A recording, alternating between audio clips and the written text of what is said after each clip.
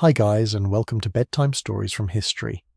Tonight we step into a world where the ground itself seems determined to ruin your day. Rain has been falling since before dawn. It taps on wooden roofs, gathers along the lanes, slides from cloaks, and turns exposed earth into something dark, shining, and treacherous. You place one foot outside and hear the wet pull of mud around your shoe. Somewhere nearby, a cartwheel groans, a horse snorts, a dog splashes through a puddle with far more enthusiasm than you can manage. The air smells of wet soil, smoke, animals, and damp wool. And yes, you probably won't survive this with clean socks. So before you get comfortable, take a moment to like the video and subscribe. But only if you genuinely enjoy what I do here, and while you settle in, tell me in the comments where you're listening from and what time it is there. It is strangely comforting to imagine people in different corners of the world quietly drifting into the same muddy street together. Now, dim the lights and imagine that the rain has been falling for days. You're standing at the edge of an ordinary settlement in the pre-modern world. It could be a market town, a village, or a crowded neighborhood outside a larger city. The exact place matters less than one simple fact. Most of the ground beneath your feet is not paved. Modern streets teach you to expect firm surfaces. You assume a road will remain a road whether it rains for 10 minutes or 10 hours. Here, that confidence disappears quickly. The main track through the settlement is packed earth mixed with gravel, straw, animal droppings, spilled grain, and whatever else has been ground into it by years of feet and wheels. When the weather is dry, the surface becomes dusty and hard. When rain arrives, the dust becomes paste. You take another step. Your shoe sinks. The mud clings to the leather and pulls backward as if the street has developed a personal objection to your departure. Simple leather shoes are not magically waterproof. Water works through seams. Dampness creeps toward your toes. The cold follows. Nobody rings a bell because the street is muddy. Nobody declares an emergency. That is precisely what makes it so important. Mud is ordinary. People work in it. Children cross it. Animals churn it. Merchants complain about it. Servants sweep it from thresholds only to watch someone carry more inside a few minutes later. A well-established fact of pre-modern life is that many local roads and streets remained unpaved, especially outside wealthy urban centres and major ceremonial routes. Stone paving existed in some towns and cities, but it was expensive, unevenly maintained, and far from universal. For enormous numbers of people, weather changed the physical condition of the road beneath them. You begin walking toward the centre of the settlement. At first you choose the driest path, everyone does. You step onto a raised edge where feet have compressed the ground. Someone approaches from the other direction and forces you aside. Your next step lands in a rut.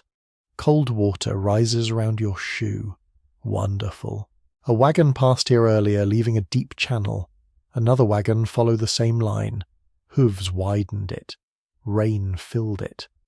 Now the street is patterned with long brown trenches, some shallow, some deep enough to trap a careless foot. A woman ahead lifts the lower edge of her clothing as she walks. A man carries a sack over one shoulder and places each foot carefully, because falling would soak both him and his load. Two children have abandoned caution entirely and are hopping across puddles with the unstoppable confidence of children everywhere. Near a doorway, someone has scattered straw across the worst patch. For a while, this helps. Straw, brushwood, gravel, and broken stone could be thrown onto soft ground to give feet and wheels something firmer to grip. But the improvement is temporary. Straw absorbs water. Hooves push it downward. Wheels grind it into the surface. Soon it becomes part of the mud. There is a curious detail hidden in old streets. Archaeologists sometimes find repeated layers of repair beneath historic road surfaces. One generation adds stone, another adds gravel, another fills a rut, and over time the street may slowly rise above earlier surfaces. The ground beneath your feet is not simply dirt, it is accumulated frustration. Scholars continue to debate how consistently ordinary communities maintained these routes before stronger local authorities imposed regular road duties or paving rules. Written regulations tell us what officials wanted people to do, but not always how faithfully muddy residents actually did it. You pass a cart whose wheel has sunk nearly to the axle. The driver speaks to the horse in the weary tone of a person who has already had this conversation several times. Another man pushes at the rear. A boy watches from a safe distance, offering absolutely no useful assistance. The horse pulls, the wheel turns, mud sucks at the wood. Then the cart jerks free with a wet slurp so loud that several people glance over. Nobody applauds. This is Tuesday. You continue past houses standing close to the lane. Water drips from roof edges. Where gutters are poor or absent, runoff falls directly onto the ground and cuts narrow channels through the street. Water seeks the lowest point, and unfortunately the lowest point is often exactly where everyone wants to walk. The settlement smells stronger after rain. Damp earth releases a deep mineral scent. Smoke hangs low in moist air. Horse manure softens. Food scraps swell in gutters. Wet wool develops its own unforgettable personality. If you have ever left a damp towel in a bag too long, imagine an entire street quietly exploring that idea. They know where the worst ruts are. They know which doorway has a solid stone in front. They know where the ground slopes towards standing water. They know which shortcut becomes impossible after 2 days of rain. You're already learning. You place your feet where others place theirs. You avoid darker patches because darker often means deeper. You use walls for balance when the lane narrows. You stop assuming that a puddle is shallow merely because it looks innocent. The mud changes the pace of life. You walk more slowly. Carts move cautiously. Heavy loads require more effort. A simple journey becomes a small negotiation with every step, and still life continues. A bell sounds beyond the roofs, a door opens, someone calls to a neighbour. Chickens scratch beneath an overhang where the soil remains almost dry. The rain softens into mist, and for one hopeful moment you wonder whether the street might begin improving. Then a herd of cattle appears at the far end of the lane.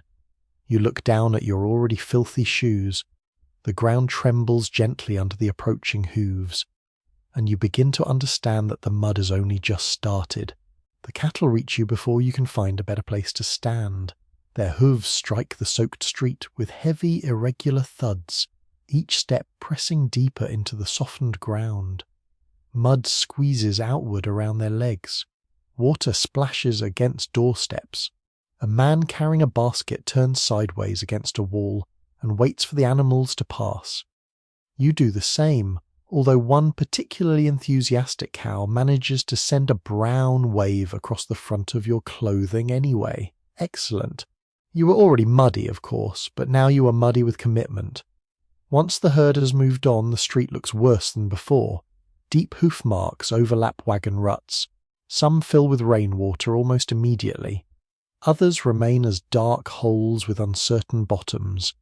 You look ahead and realize something that people living here understand instinctively. A muddy street is not simply wet ground. It is changing ground. Every person, wheel, hoof, and storm reshapes it. You begin walking again, trying to follow the raised strips between the deepest channels. These narrow ridges are safer, but everyone else has noticed them too. 2 women approach from the opposite direction. One carries a bundle of cloth. The other has a small child by the hand. None of you wants to surrender the firmest ground. For a moment the 4 of you perform a quiet little dance of courtesy and calculation. You step aside. Your foot sinks halfway to the ankle. Very noble. The road has won again. In many pre-modern communities, roads were maintained locally rather than by anything resembling a modern national road service. Responsibility might fall on nearby landholders, villagers, householders, guilds, or local officials depending on the place and period. Repairs could involve filling holes, clearing drainage, adding gravel, or laying stones across especially difficult stretches. The important point is that maintenance was often uneven. One section might be tolerable, another might feel like a shallow swamp with aspirations. You reach a wider road leading toward the market. Here, wagon traffic is heavier and the damage is obvious. Two long tracks have formed where wheels repeatedly follow the same route. The ruts are so deep that smaller carts naturally fall into them and continue along the same channels. This seems helpful until one wheel tries to climb out. Then the entire cart leans sideways. A driver ahead of you is discovering this now. His cart is loaded with barrels. The left wheel sits deep in a rut while the right rides higher ground. The barrels tilt alarmingly. He moves slowly, speaking gently to the horse. A crowd of pedestrians gives him space. Nobody wants to become part of the cargo. The cart advances a few yards, then stops. The horse strains, the wheel spins. A thick spray of mud lands on the side of a nearby building. Someone inside opens a shutter, looks out, sees the situation and closes it again. A perfectly reasonable response. Historical records from many parts of Europe describe roads that became extremely difficult during prolonged wet weather, especially where surfaces were poorly drained or heavily used. Travel speed could fall dramatically. Carts might require extra animals. Loads sometimes had to be reduced. Certain routes became unreliable for days or even weeks. Distance, therefore, is deceptive. A village 10 miles away may look close on a map. In weather like this, 10 miles can feel enormous. You continue along the edge of the road where the soil is slightly firmer. Grass once grew here, but repeated feet have worn most of it away. A few stones provide temporary islands. You step onto one. It moves. Your arms swing outward. For one terrible second you imagine yourself falling backward into the road. You recover. Nobody appears to have noticed. You immediately adopt the expression of someone who absolutely intended to do that. Ahead, a farmer drives a small flock of sheep toward town. Their narrow feet punch dozens of little holes into the wet surface. Behind them comes a cart carrying sacks of grain. Behind that, a rider. Behind him, more pedestrians. Traffic does not merely use the road. Traffic manufactures the mud, and once the ground has softened, the process accelerates. A shallow rut collects water. Water softens the sides. A wheel passes through. The rut deepens. More water gathers. Another wheel follows the easier channel. Soon the road has developed a trench. There is something almost alive about it, though unfortunately it is alive in the manner of a creature that wants your shoes. One curious solution used in particularly troublesome places was the laying of branches, logs, brushwood, or wooden trackways over wet ground. Archaeologists have uncovered ancient and medieval timber paths preserved in waterlogged landscapes, sometimes astonishingly intact because the lack of oxygen slows decay. Imagine walking across a carefully laid wooden path while everything around it is marshy and unstable. It sounds luxurious until one plank shifts beneath you. Then history becomes exciting again. Researchers still disagree about how often ordinary travellers deliberately avoided official roads during the wettest seasons, choosing field edges, temporary side paths, or locally known detours instead. Written sources usually record formal routes more clearly than the improvised paths people may actually have preferred. You begin noticing such alternatives now.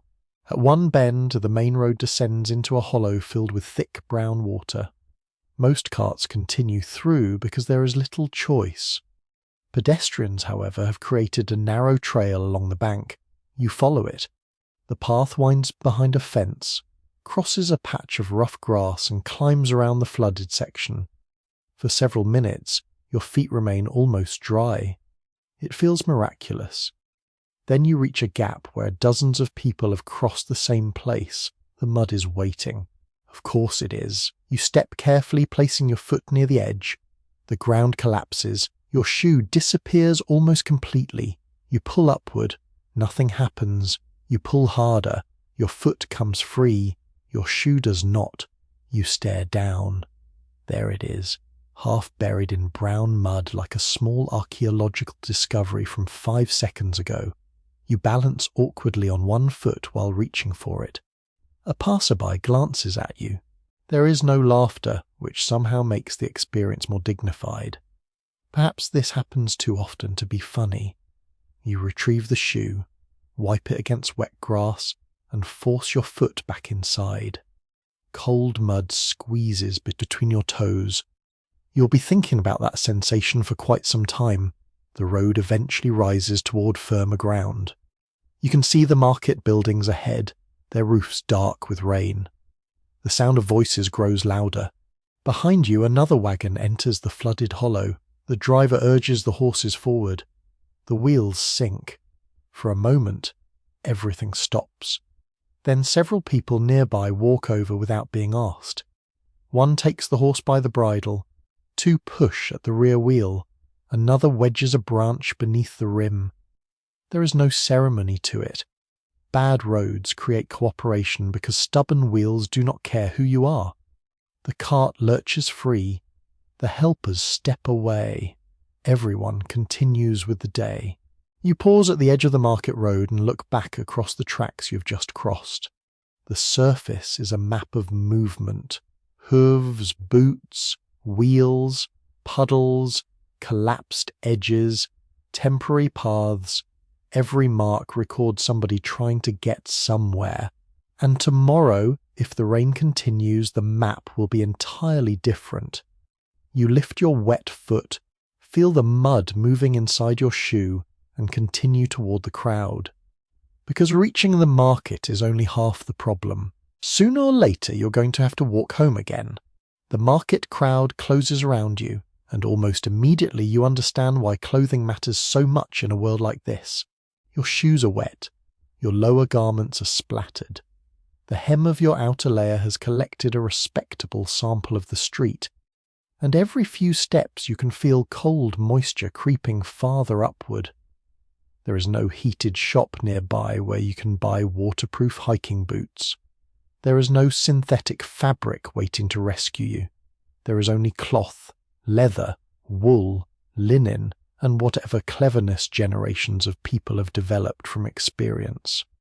You look at the people moving around you.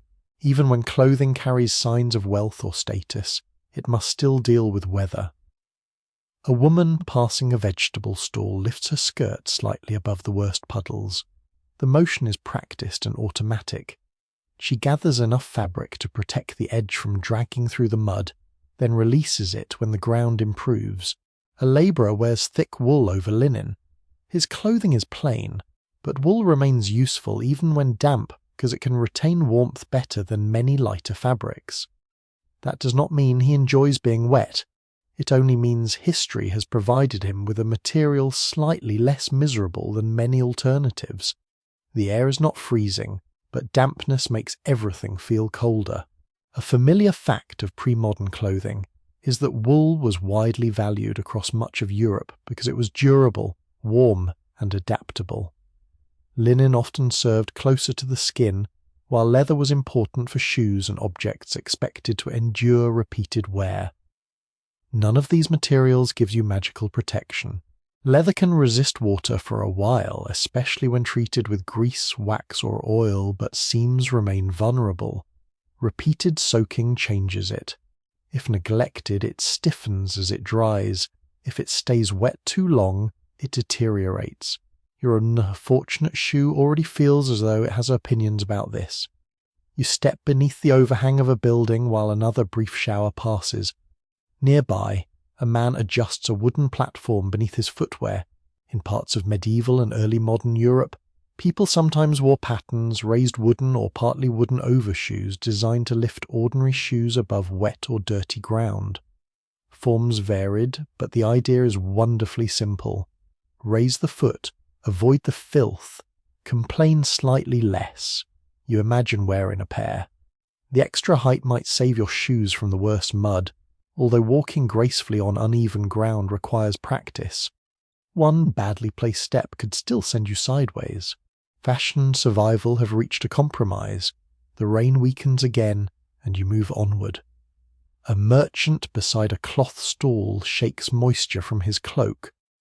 Dense wool can protect the shoulders for a while, but eventually persistent rain wins. You begin to notice how often people manage clothing rather than simply wear it. Sleeves are pushed back during messy work, hems are raised, aprons take the punishment that better clothing should not, shoes are scraped before entering cleaner interiors. This is practical preservation. Clothing costs time. Wool must be produced, processed, spun, woven, cut, and sewn. Linen begins with flax and requires its own demanding preparation. Shoes require hides, tanning, cutting, stitching, and repair. You do not casually destroy useful clothing because a puddle looks inviting. Children naturally have not received this message. A boy runs across the lane and splashes directly through brown water. His mother calls after him. He slows for perhaps 3 seconds before forgetting the warning entirely. Some experiences are universal. There is also a wonderfully practical tidbit hidden in the history of footwear. People could use fats, oils, waxes, or mixtures of such materials to condition leather and improve its resistance to moisture. The result would never match a modern waterproof membrane, but the principle is sound. Your shoes would currently accept an entire bucket. You pass a doorway where someone is scraping mud from footwear with a blunt tool. Beside the entrance sits a rough brush. People scrape soles, brush dry dirt from cloth, and hang damp garments near fires. And drying matters. Wet wool is heavy. A soaked cloak becomes an unpleasant burden. It can take a long time to dry in cold, humid weather, especially if fuel is precious. Your first instinct might be to put everything close to the fire. That is not always wise. Leather dried too quickly near strong heat may shrink, harden, or crack. Careful drying takes patience, which is precisely what you do not possess when your toes are cold. Researchers still disagree over how widely poorer households could afford spare footwear and extra outer clothing for wet conditions. Inventories belonging to wealthier people reveal choices more clearly, while the wardrobes of poorer labourers can be harder to reconstruct. A household with only one practical pair of shoes experiences rain very differently from someone who can leave one pair drying and put on another. That difference becomes easy to feel. For you, clothing is beginning to determine where you can comfortably go. A deep puddle is not merely unpleasant. It threatens tomorrow's footwear. Rain is not merely weather. It means drying time. Mud is not simply dirt. It increases wear on expensive possessions. You see a woman beneath an awning examining the edge of her cloak. A patch has been sewn near one corner, and another section has been reinforced. Repair is normal. A tear does not automatically mean replacement. A worn shoe can be resoled. A cloak can be patched. A stocking can be mended. An apron can protect better fabric beneath it. You are living in a world where useful objects often remain useful because someone keeps repairing them. There is something quietly comforting about that. Not the wet feet. Those remain terrible, but the patience of it. You step away from the market and follow a narrower lane where the crowd thins. Here the ground is softer, and you begin choosing each step carefully. Lift the hem. Avoid the rut. Use the stone. Do not trust the innocent-looking grass beside the puddle. You're developing a technique. Then the toe of your shoe catches beneath a hidden ridge of mud. You stumble forward. Your arms swing. A basket carrier moves aside just in time. You recover your balance with what you hope looks like dignity. It does not. Nobody comments. Your clothing, however, has acquired another brown streak. By now you understand why practical dress is not a minor detail of this world. Clothing determines how you move through it. Wool separates skin from cold air. shoes separate feet from the street. Cloaks turn rain into a slower problem. Layers buy precious time before dampness reaches the body. But protection has limits, and the road ahead is longer than the few streets you have crossed. Beyond the market, the houses begin to thin. The next destination lies several miles away, across tracks that have absorbed days of rain. You adjust your cloak, test the uncomfortable leather around your wet foot, and look toward the road leaving town.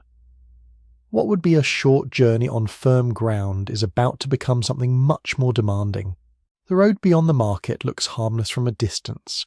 It curves past the last houses, slips between wet fields, and disappears behind a low rise. On a bright summer morning, you might look at that stretch and think very little of it. A few miles, perhaps an hour or two. But the rain has changed the meaning of distance. You step beyond the settlement and immediately feel the ground soften beneath you. The road is wider here, yet that does not make it better. Wagon wheels have cut 2 deep channels through the centre. Hooves have chewed the edges into uneven hollows. Water sits wherever the surface dips, reflecting a pale sky. You begin with confidence. That lasts about 30 steps. Soon you're choosing each footfall instead of simply walking. A firm patch of gravel gives way to slick clay. Your shoe slides. You slow. The hem of your clothing brushes wet grass. A cold drop slips from your cloak and finds the back of your neck. Wonderful. The destination is still several miles away. In much of the pre-modern world, ordinary travel depended on human feet, animal power, and roads whose quality varied enormously. Smaller local roads could be much less predictable. Their condition depended on soil, drainage, traffic, weather, and whoever was expected to repair them. So when rain settles over the landscape for days, movement itself becomes work. You meet a woman coming toward you with a basket covered by cloth. She follows the narrow verge where grass roots hold the soil together. Every few yards she steps around a patch where previous travellers have already destroyed that advantage. She gives you a small nod.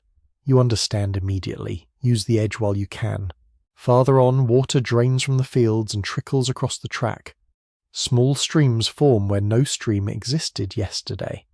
One has cut a shallow groove across your path. You step over it easily, then you reach another. This one is wider. You search for stones. There are none. So you place one foot into the water, feel it rise around your already damp shoe, and continue. The journey is becoming a sequence of tiny problems. Cross the water, avoid the rut, climb the bank. Wait for the cart, step around the horse droppings, do not fall, do not lose the shoe again. A rider approaches from behind. The horse moves carefully, its hooves sinking into softer patches. You step aside and watch them pass. For a moment, you envy the rider.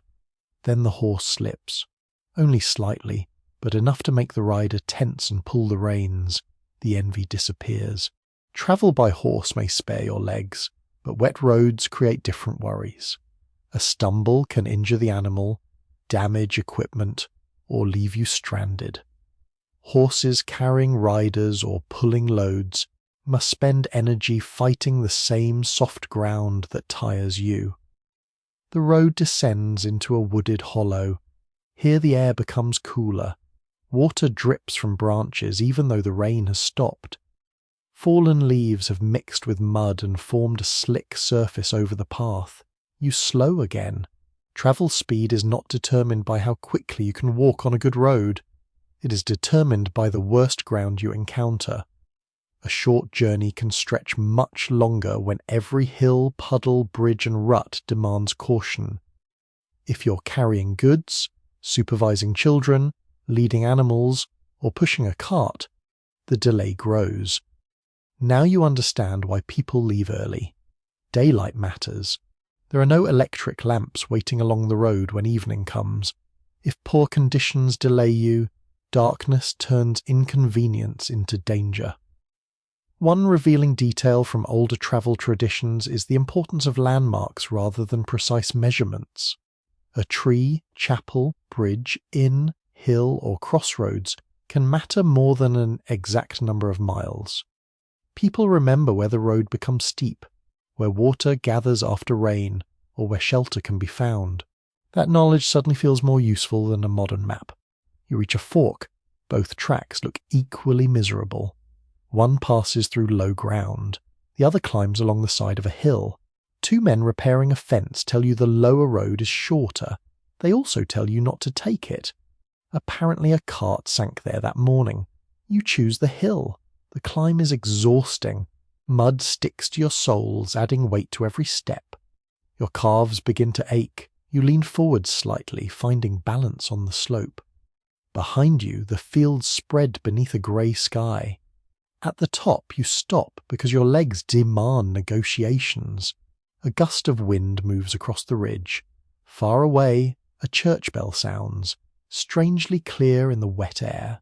It reminds you that people organise travel around more than distance. Bells, daylight, meals, market hours, gates, and weather all shape movement. The question is not merely, how far is it? The better question is, can you reach it before conditions change? There is still debate among historians about how frequently ordinary villagers abandoned formal roads during bad weather and followed shortcuts across commons, field edges, ridges, or neighbouring land. Legal complaints about unofficial paths suggest that practical feet did not always respect official routes. You can sympathise. If a field edge saves half an hour of sinking through mud, rules suddenly become philosophical. The road improves briefly as you approach a small wooden bridge raised above a stream swollen by rain. You wait while a pack animal crosses from the opposite direction. The boards creak. Brown water rushes below. The bridge is nothing grand, yet without it your journey could become far more complicated. A damaged bridge might redirect traffic for miles. A flooded ford could stop travellers altogether. You cross carefully. On the other side, your destination finally appears. A cluster of roofs, smoke rising from chimneys. It looks close. You know better now. Another mile in mud is not simply another mile. Your shoulders are tired from holding your cloak. Your feet are cold. One shoe rubs where the wet leather has softened. Your legs feel heavier than when you left the market. Yet people make journeys like this because life requires it. They carry messages. They visit relatives. They take goods to market. They attend worship. They seek work. They move animals. They go because staying home is not always an option. You continue toward the distant roofs. A cart approaches from ahead, moving so slowly that you hear each wheel groan before it reaches you. The driver looks exhausted. The horse looks offended. You step onto the verge. One wheel drops into a hidden rut. The cart tilts. The driver mutters something you're probably glad the sleepy narration does not repeat. Then the wheel climbs free. You watch it disappear behind you and realise that your difficult walk is only the simplest form of travel in this weather. Soon you will see what happens when the mud must carry not just tired feet, but a wagon, a heavy load, and several 100 pounds of very impatient horse. The wagon reaches the softest part of the road with all the grace of a cupboard being dragged through porridge. You hear it before you see it. Wood creaks under strain. Harness fittings knock against one another. A horse breathes heavily through flared nostrils. Somewhere beneath the cart comes the slow, grinding sound of a wheel forcing itself through mud that would much rather keep it. The driver has both hands on the reins. Beside him walks another man, watching the wheels instead of the road ahead. That seems strange until you notice the left wheel. It is already sunk almost to the hub. The horse pulls. The cart moves perhaps half a yard. Then it stops. You stand on the grassy verge and watch the familiar ritual begin. The driver clicks his tongue and encourages the animal forward. The horse lowers its head, muscles tightening beneath its wet coat. The harness stretches, the cart shudders. Nothing. The mud has decided that the wagon belongs here now. Carrying heavy goods by road has always required more than simply owning wheels. A cart works wonderfully when the surface beneath it is firm enough to support the load. Once that surface softens, the same weight becomes an enemy. A loaded wheel presses downward. The soil gives way. The wheel sinks. Now the animal must pull the wagon forward and upward at the same time. That demands far more effort. For centuries, carts and wagons formed an essential part of local transport, moving grain, firewood, barrels, building materials, household goods, and countless other heavy objects that people could not reasonably carry themselves.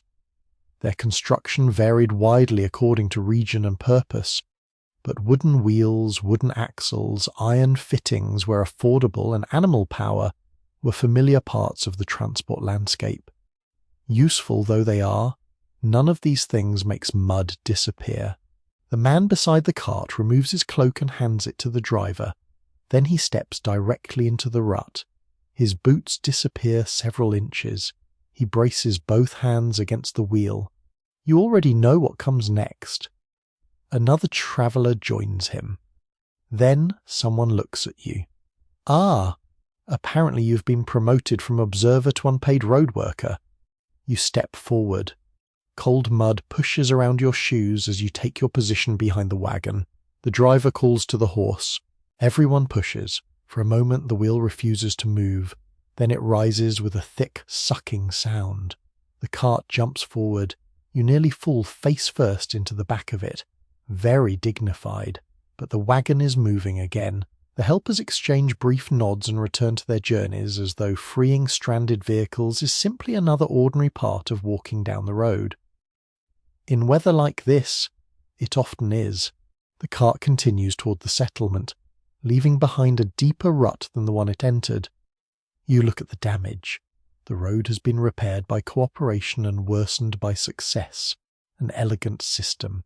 You continue walking and soon encounter another vehicle stopped beside the track. This one has a different problem.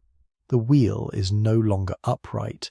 It leans outward at an alarming angle while the driver kneels beside it. A broken or damaged wheel can turn a routine journey into a serious delay. Wooden wheels endure repeated shocks from stones, holes, hard ground, and ruts. Spokes loosen, rims suffer, axles wear.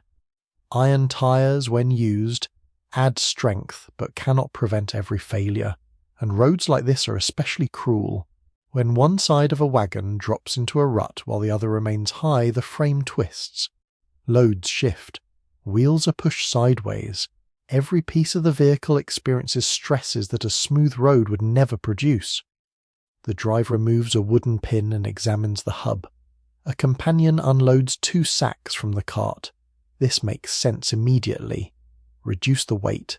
Lift the damaged side. See whether the wagon can continue.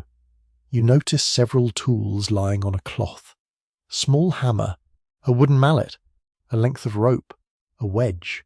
Nothing resembles a modern roadside repair kit, yet travellers who depend on wagons often carry basic equipment, precisely because breakdowns are expected rather than extraordinary. One delightful detail in the history of road travel is how much improvisation could matter.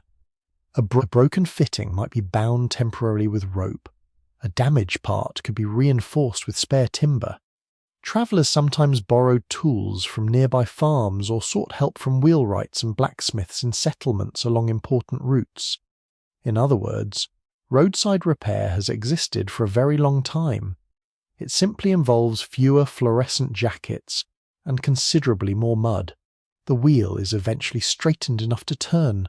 Whether it will survive another 5 miles is another question.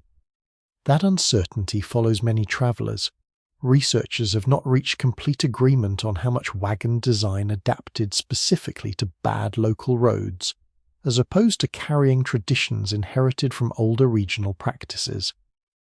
Vehicle type, load, available animals, terrain, and road quality all influenced one another, making simple explanations difficult. Standing here, however, you do not need a scholarly argument to understand one thing. A strong wagon is useful. A light wagon is useful. A wagon that is currently moving is best of all. Farther along, you pass 2 horses pulling a heavier load together. Their hooves sink deeply. The driver keeps them moving at a steady pace. Stopping in the wrong place can be dangerous because restarting requires enormous effort. Momentum matters. You can hear their breathing. The harness creaks rhythmically. Step, pull, wheel, mud, step, pull, wheel, mud. The entire vehicle seems to move according to the animal's patience. Horses are not the only animals used for transport. Depending on place, period, wealth, and task, oxen, mules, donkeys, and other working animals may pull or carry loads. Each has advantages. Some endure difficult conditions better, some are faster, some are cheaper to keep, but every animal has limits. Soft ground increases exhaustion. A heavily loaded cart may require additional animals where one would normally be enough. Drivers may remove cargo and carry part of it separately. On steep or muddy sections, another team may be hired temporarily to help. The road itself can determine how much commerce is possible. You begin to see mud not simply as an inconvenience, but as an economic force. If a wagon carries less, transport costs rise. If travel takes longer, animals require more food. If wheels break, repairs cost money. If a road becomes impossible, goods may never reach the market at all. One muddy mile can affect the price of something far beyond that mile. By late afternoon, traffic begins thinning. People want to reach shelter before darkness. A farmer ahead guides an empty cart toward home. Even without a load, the wheels bounce violently through hardened edges beside the wet ruts. One wheel strikes a stone. The whole vehicle jumps. You hear a crack. The farmer stops immediately. You stop too. He climbs down and examines the wheel. Fortunately, nothing is broken completely. Not yet. He gives the wooden rim a thoughtful kick. The horse looks back at him. There's a moment of silent communication between man and animal that seems to say the same thing. Please, just get us home. The farmer climbs back aboard. The cart moves on. You follow at a distance, listening to the creaking wheels fade slowly into the damp evening. And as the road leads you toward the houses ahead, another problem begins to appear. All this mud does not remain outside. Every shoe, hoof, wheel, cloak, basket, and animal carries a little of the road with it. Soon you will discover what happens when the entire muddy world arrives at the front door. The first thing you notice when you enter the house is the smell. Wet wool, wood smoke, damp earth, cooked onions, a faint trace of animals, and somewhere beneath all of it, the unmistakable scent of mud being slowly warmed by a fire.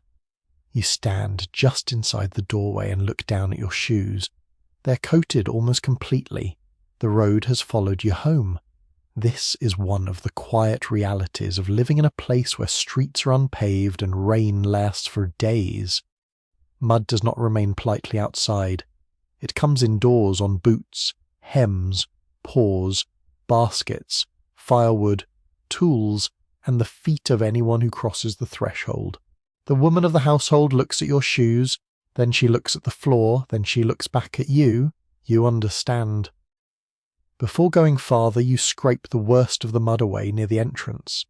A rough wooden edge beside the doorway helps remove thick clumps from the soles. You drag one shoe across it, then the other.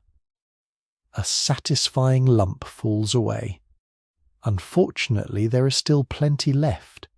Inside, the floor is not the smooth, polished surface your modern feet might expect. Depending on place, period, and household wealth, floors could be made from packed earth, timber boards, stone, tile, or combinations of materials. In poorer rural homes, an earth floor is hardly unusual. That fact changes the meaning of cleaning. You're not trying to maintain a perfectly sterile surface. You're trying to stop the inside from becoming as bad as the street. The packed floor beneath you is firm in some areas and slightly softer near the doorway. Repeated damp feet have darkened it. Bits of straw lie across part of the room. People sometimes spread rushes, straw, herbs, or similar plant material across floors for comfort, insulation, or cleanliness.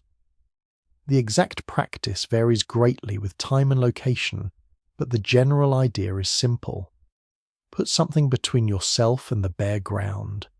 Then replace it when it becomes unpleasant. This sounds charming when described in a museum. It is less charming when one corner has absorbed 3 days of wet shoes. You remove your cloak. It is heavier than you remember. A peg near the fire is already occupied by 2 damp garments, so yours joins a line along the wall. Water begins dripping from the hem. A small dark patch appears beneath it. Nobody panics. The floor has seen worse. A child enters behind you carrying a bundle of sticks. He takes 3 steps before someone notices the mud on his feet. He's immediately sent back to the doorway. He protests. The adult points. He sighs with the ancient suffering of a child asked to perform a task lasting perhaps 20 seconds. Some things truly survive every century. The fire crackles at the centre of the room, or against one wall, depending on the type of house you've entered. Smoke rises slowly, though not all of it leaves efficiently. The warmth feels wonderful. You move closer. Steam begins to lift faintly from your clothing. The room is crowded with useful objects: a bench, wooden bowls, a chest, tools, baskets, cooking vessels, perhaps a stool or 2. Nothing is placed without reason because space matters. A muddy floor complicates everything. Drop a piece of cloth and it becomes dirty. Set down a basket and its base picks up damp earth. A crawling child quickly acquires evidence of the entire household. A dog wanders inside. Its paws are wet. You watch it cross the room. 4 neat prints appear behind it. Nobody looks surprised. Domestic animals often lived much closer to people than many modern households would find comfortable. Chickens might wander near doors. Dogs move freely. Cats hunt rodents. In some homes, especially poorer rural ones, livestock may be sheltered very close to human living spaces, sometimes even under the same roof, but separated into another area. Warm animals can be useful. They can also smell like warm animals. A wonderfully odd detail appears in descriptions of household cleaning from different periods. Floors were sometimes scattered with fragrant plants such as rushes, sweet herbs, lavender, mint, or other vegetation where these were available. The idea was partly practical and partly sensory.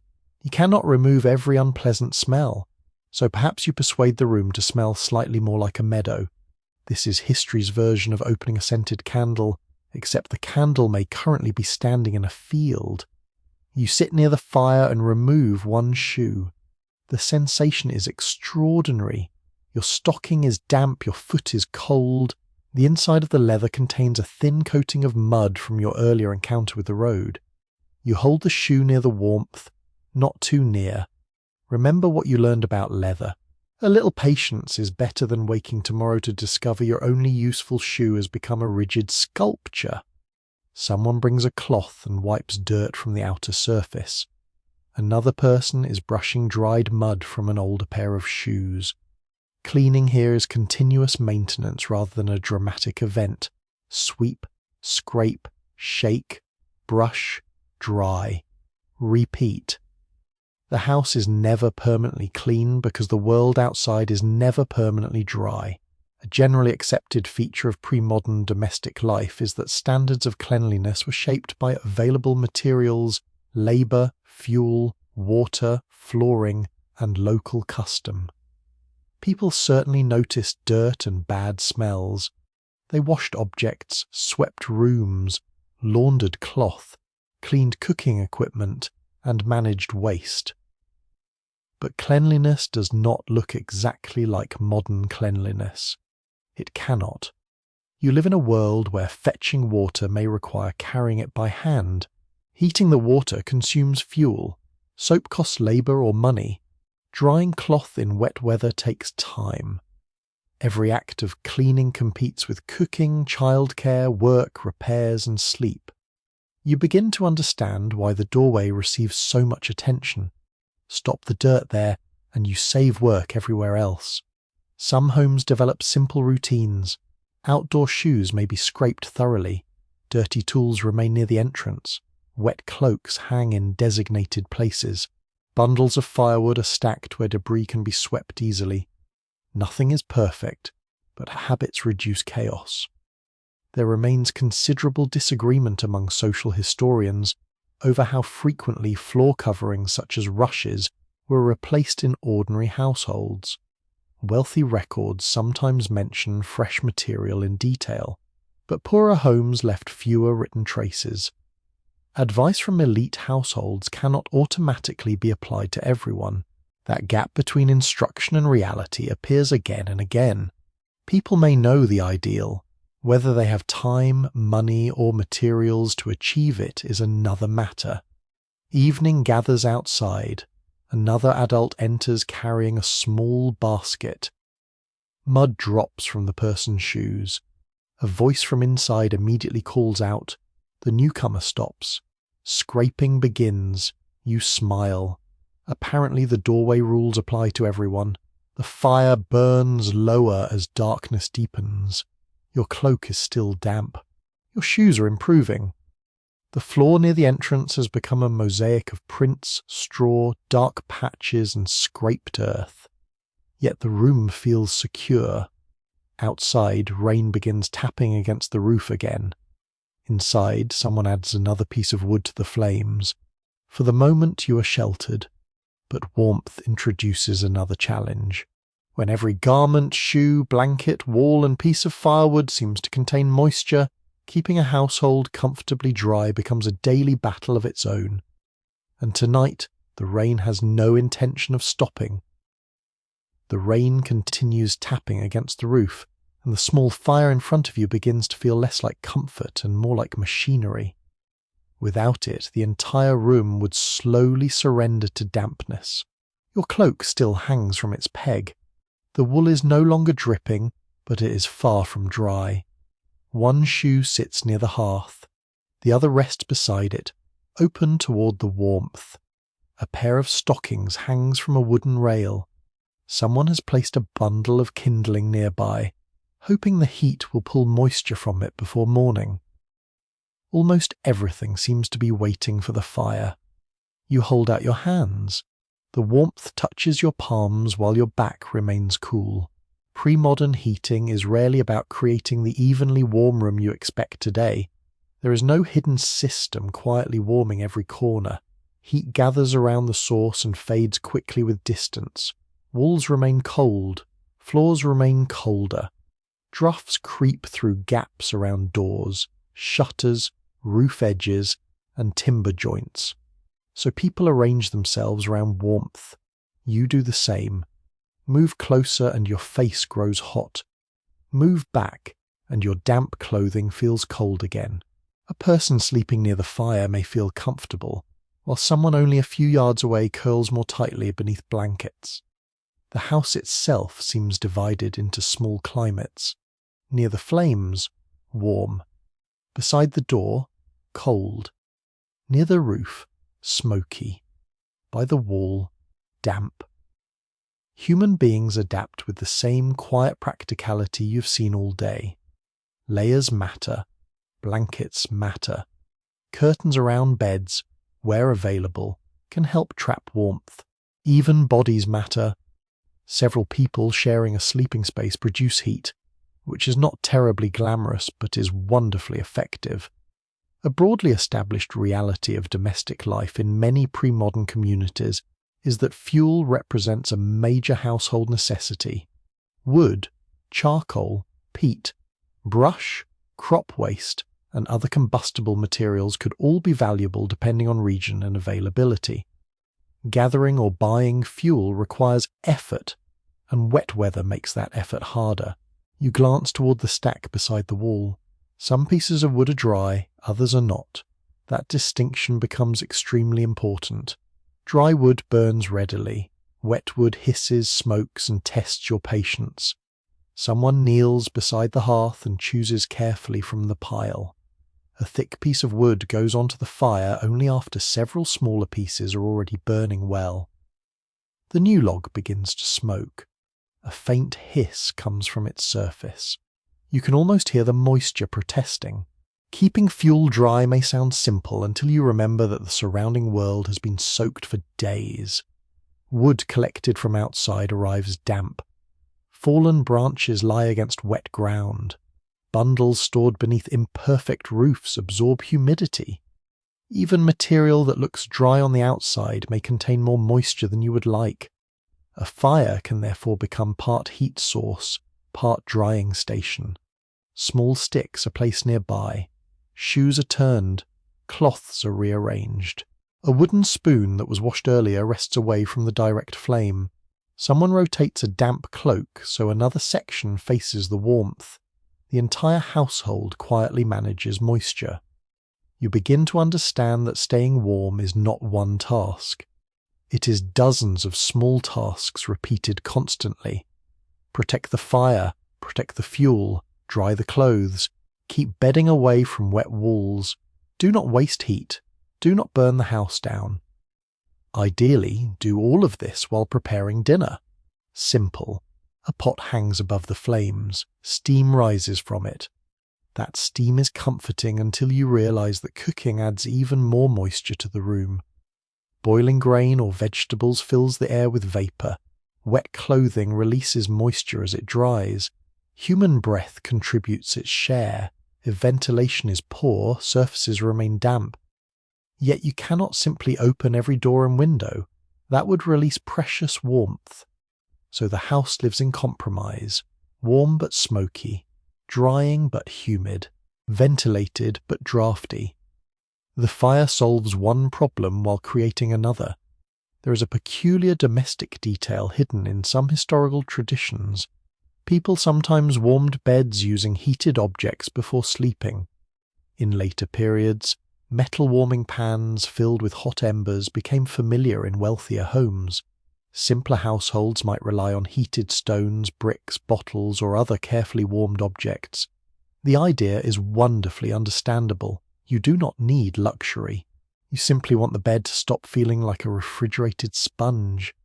Of course, putting anything hot near cloth or straw requires care. History has no shortage of fires caused by people trying to become slightly more comfortable. So perhaps tonight you accept a cold blanket. Better miserable than accidentally luminous. You stand and cross toward the sleeping area. The bedding feels cool when you touch it. Not wet exactly. Just damp enough to remind you that nothing in this weather escapes completely. Mattresses and bedding vary greatly according to household wealth. Straw-filled sacks, wool, feathers, blankets, hides, and woven materials can all appear in different combinations. Whatever the material, moisture is unwelcome. A damp bed steals body heat. It smells unpleasant. If neglected, it can encourage mold, insects, and decay. So bedding may be aired whenever weather permits. Blankets can be shaken. Mattress fillings may be refreshed. Beds might be moved or arranged to avoid the wettest walls. These little acts of maintenance rarely appear in heroic stories. Nobody writes an epic poem about turning a mattress toward the fire, yet daily survival depends on exactly these things. Historians continue to discuss how effectively poorer households could maintain dry sleeping spaces during prolonged periods of bad weather. Archaeological evidence, household inventories, building remains, and written advice reveal pieces of the picture, but conditions differed enormously between regions and social classes. A stone house with several fireplaces offers one experience. A small timber dwelling with limited fuel offers another. You look around the room and feel that difference clearly. Warmth is a resource. The household cannot spend it carelessly. Even drying laundry becomes a strategic decision. A washed garment must go somewhere. If it hangs indoors, it adds moisture. If it hangs outside, the rain laughs at you. So clothing is placed near warmth in shifts. One item dries, then another.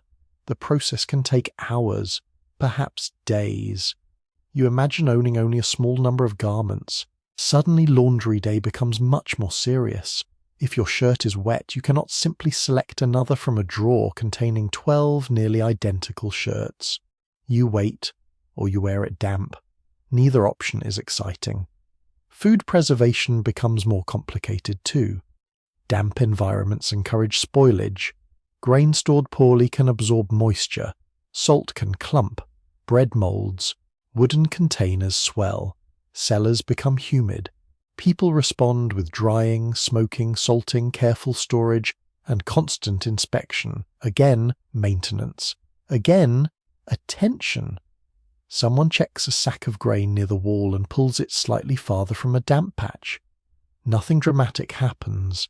That small movement may save part of the household food supply. Outside, the rain strengthens. You hear it running from the roof and striking the ground in steady streams. The fire has burned lower. A person beside you adds another piece of wood. The flames rise briefly. Everyone seems to relax. For a few minutes the room becomes almost cozy. Smoke curls upward. The pot gives off a soft bubbling sound. A child has fallen asleep near the warmest corner. Your shoes are finally beginning to feel dry. You touch one. Still damp, of course, but better. Much better.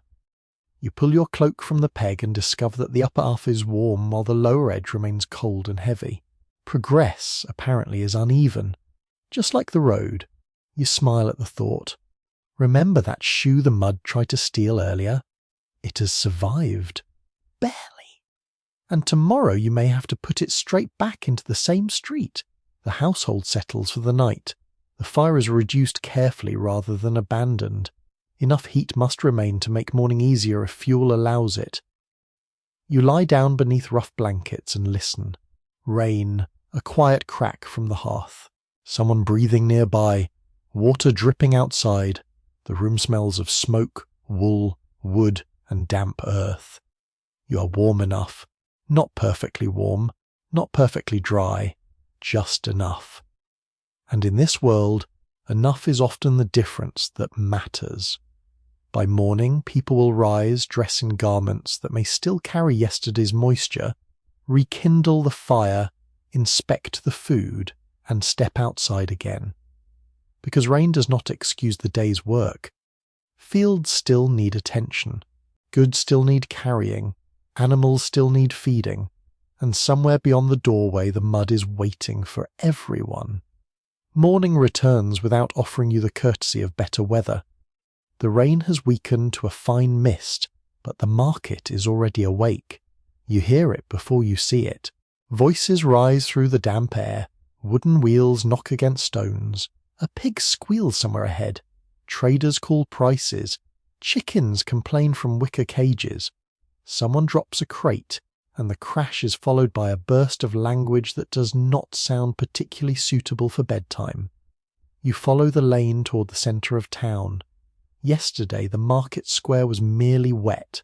Today, after another night of rain and another morning of traffic, it has become something closer to a shallow brown battlefield. Every approach is churned.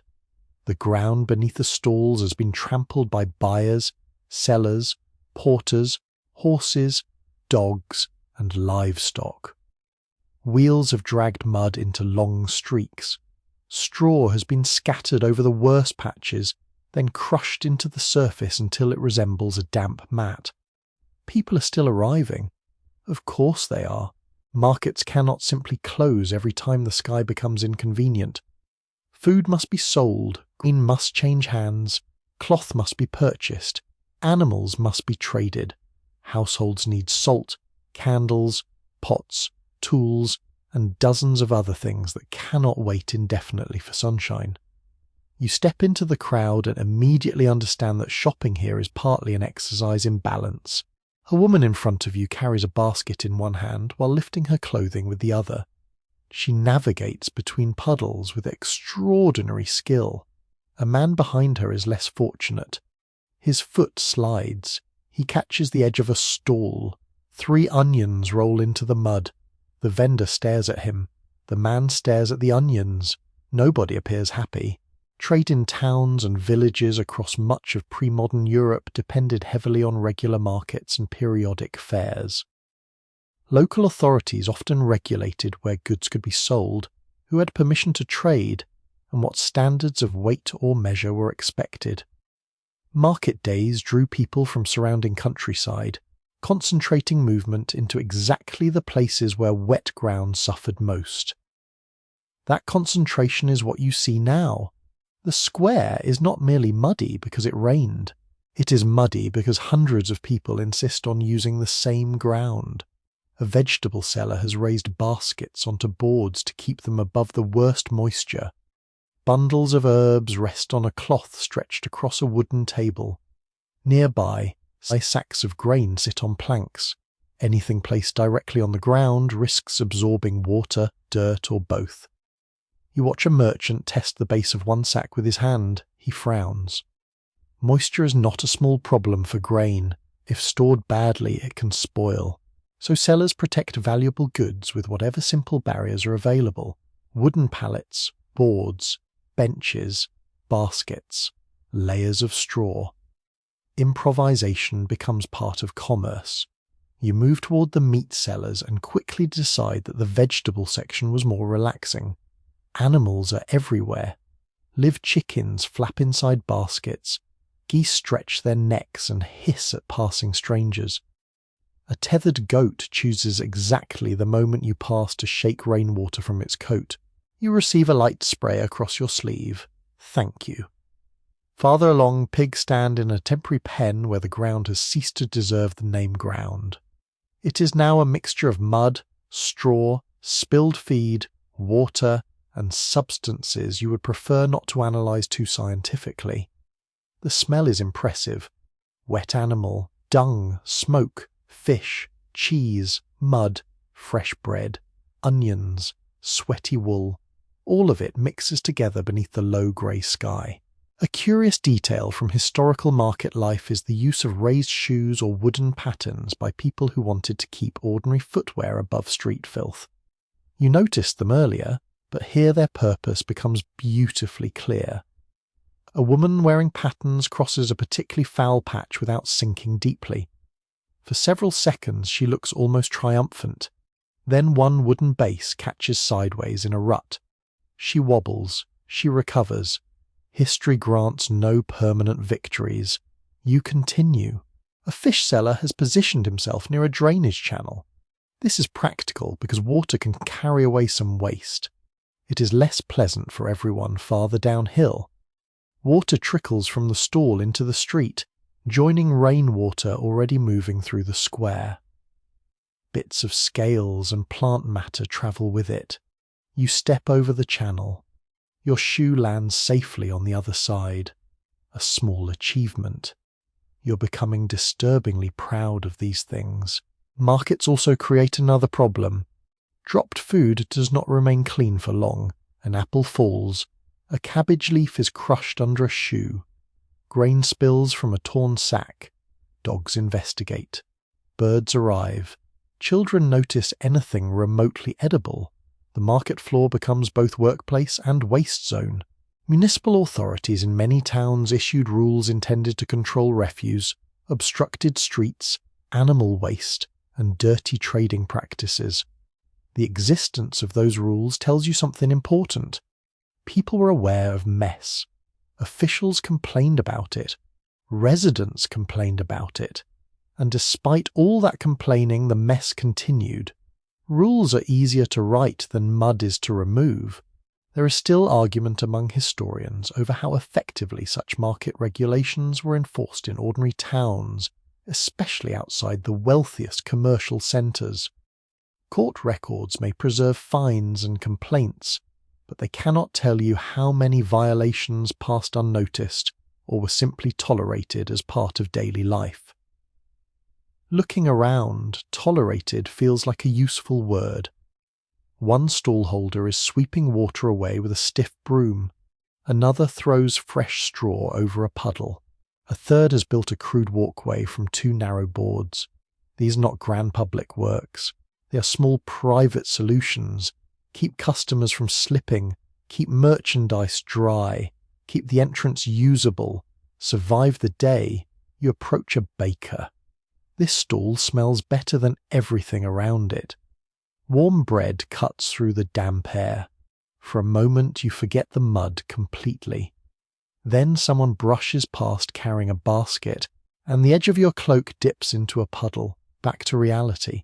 You buy a small loaf. The baker wraps it in cloth. That simple act suddenly feels precious. You hold it against your chest, protecting it as carefully as if it were gold. Perhaps not gold. Gold survives puddles better. You move toward a covered arcade where several merchants have more permanent stalls. Here the floor is firmer, stone beneath your feet. You almost sigh with relief. Paving gives the space an entirely different character. People move faster, carts do not sink, goods remain cleaner. Rainwater still enters from the edges, but drainage carries much of it away. The contrast explains why paved market spaces were valuable investments, yet paving costs money. Stone must be quarried, transported, laid, and repaired. Drainage channels must be maintained. Poorer districts may wait. Smaller villages may never receive the same improvements. The difference between one street and another can therefore reflect wealth as clearly as clothing does. You leave the covered section and return to the open square. The mud welcomes you immediately. A farmer is negotiating the price of a sheep. Two buyers inspect a bundle of cloth. A servant argues over vegetables. Children weave through adults. A dog has discovered something beneath a stall and refuses to leave. Commerce continues with astonishing energy. That is perhaps the strangest part. Nothing stops. Mud makes every task slower, dirtier, and more irritating, but it does not remove the need for the task. People simply adapt. They raise goods. They shorten routes. They scrape shoes. They carry boards. They spread straw. They complain. Then they keep selling. By midday, the square is even worse. Fresh footprints overlap old ones. Wagon tracks fill with brown water. The straw is almost invisible beneath the churned surface. Your loaf is still dry, a personal triumph. You turn toward the road leading away from the market and notice workers already leaving with tools over their shoulders. A field labourer, a carrier with a heavy sack, a servant carrying a basket, a man leading two horses. For them, market mud is only one part of the day. Work is waiting elsewhere. Rain or no rain, somebody still has to lift, carry, dig, feed, harvest, deliver, clean and repair. You adjust your cloak and follow them out. The road ahead is wet. The fields beyond it are wetter. And now you're about to discover the exhausting truth that bad weather does not cancel labour. It simply makes labour heavier. The workers leaving the market do not look particularly surprised by the weather. Tired, perhaps. Annoyed, certainly. But surprised? Not at all. Rain has been part of the week. Mud has been part of the road. Wet clothing has become simply another condition to manage. You follow a labourer carrying a wooden-handled tool over one shoulder. His boots are already coated. The lower edge of his clothing is dark with damp.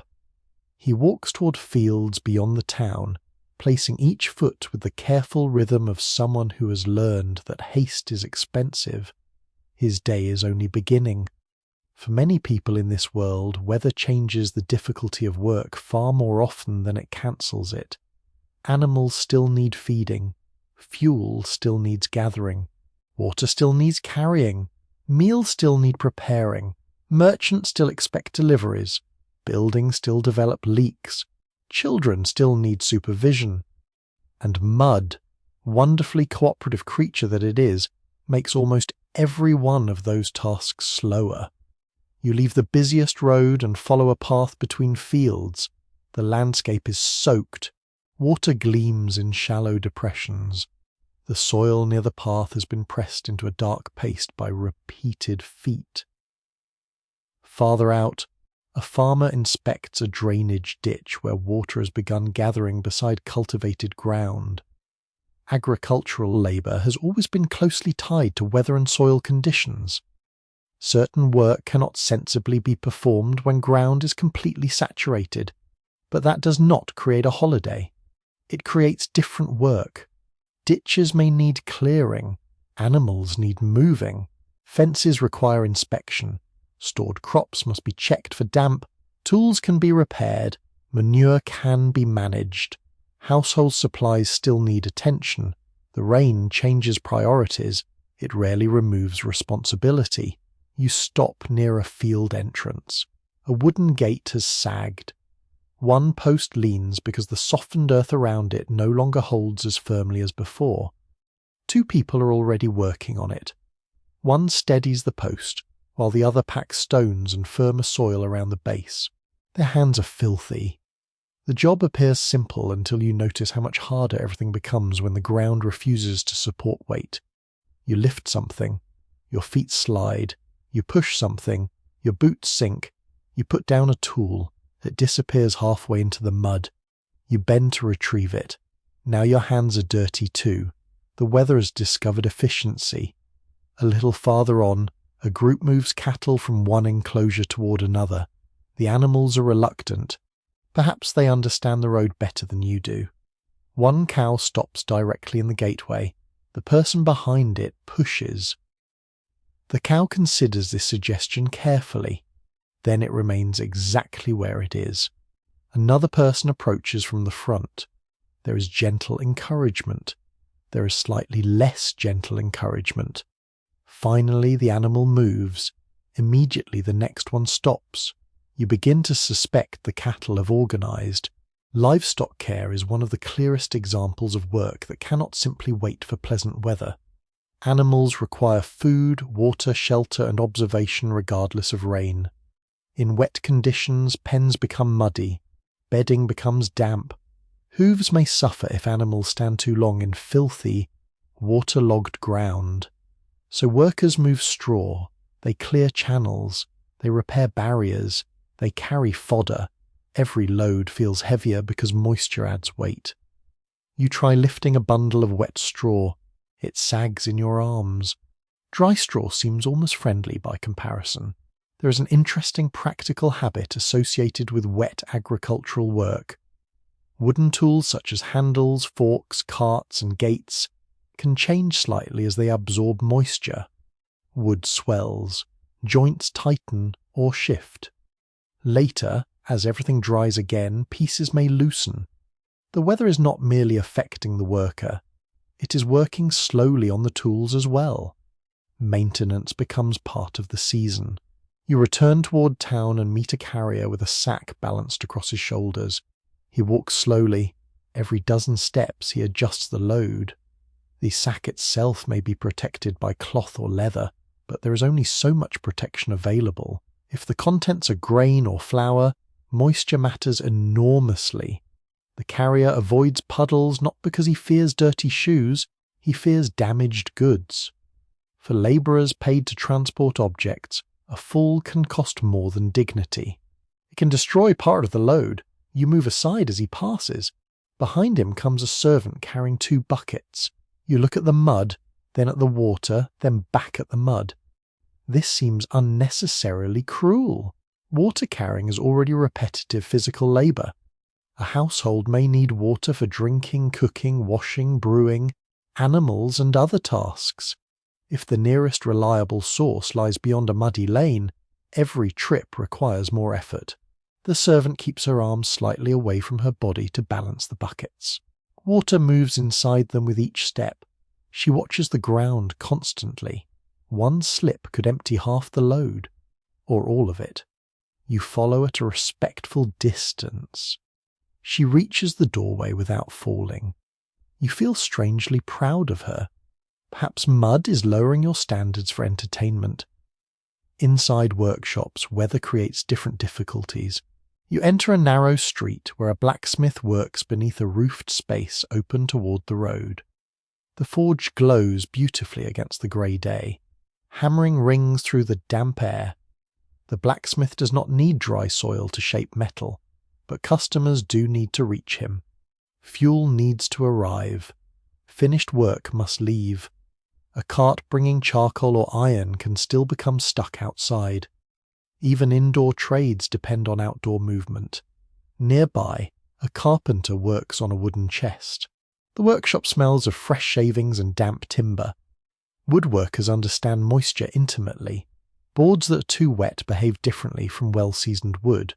They may shrink as they dry, causing joints to open or surfaces to warp. So storage matters. Timber is kept raised from wet ground when possible. Pieces are stacked to allow air to move around them. Rain creates problems long before the carpenter begins cutting. Cloth workers face their own frustrations.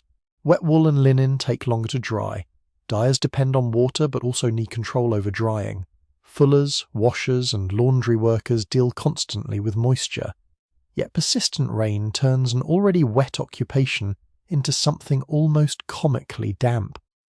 You pass a courtyard where fabric has been hung under partial shelter. Nothing appears entirely dry. One worker touches a length of cloth, shakes his head, and leaves it where it is. Sometimes the correct historical solution is simply waiting.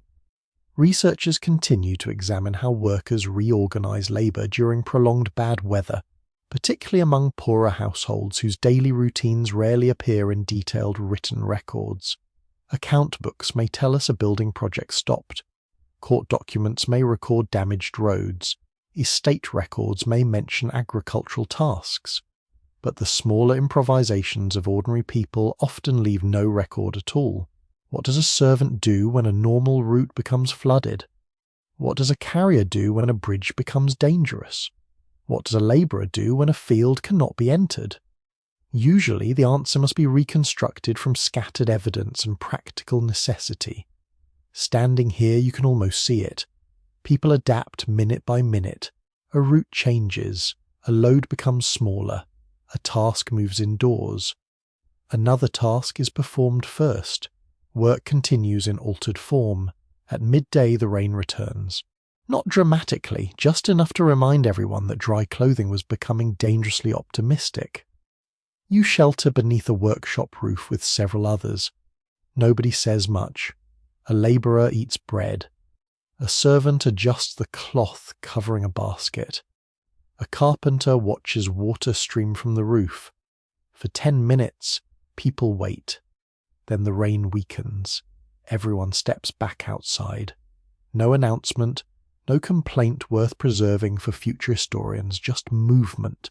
You follow a pair of workers carrying a heavy wooden beam toward a building under repair.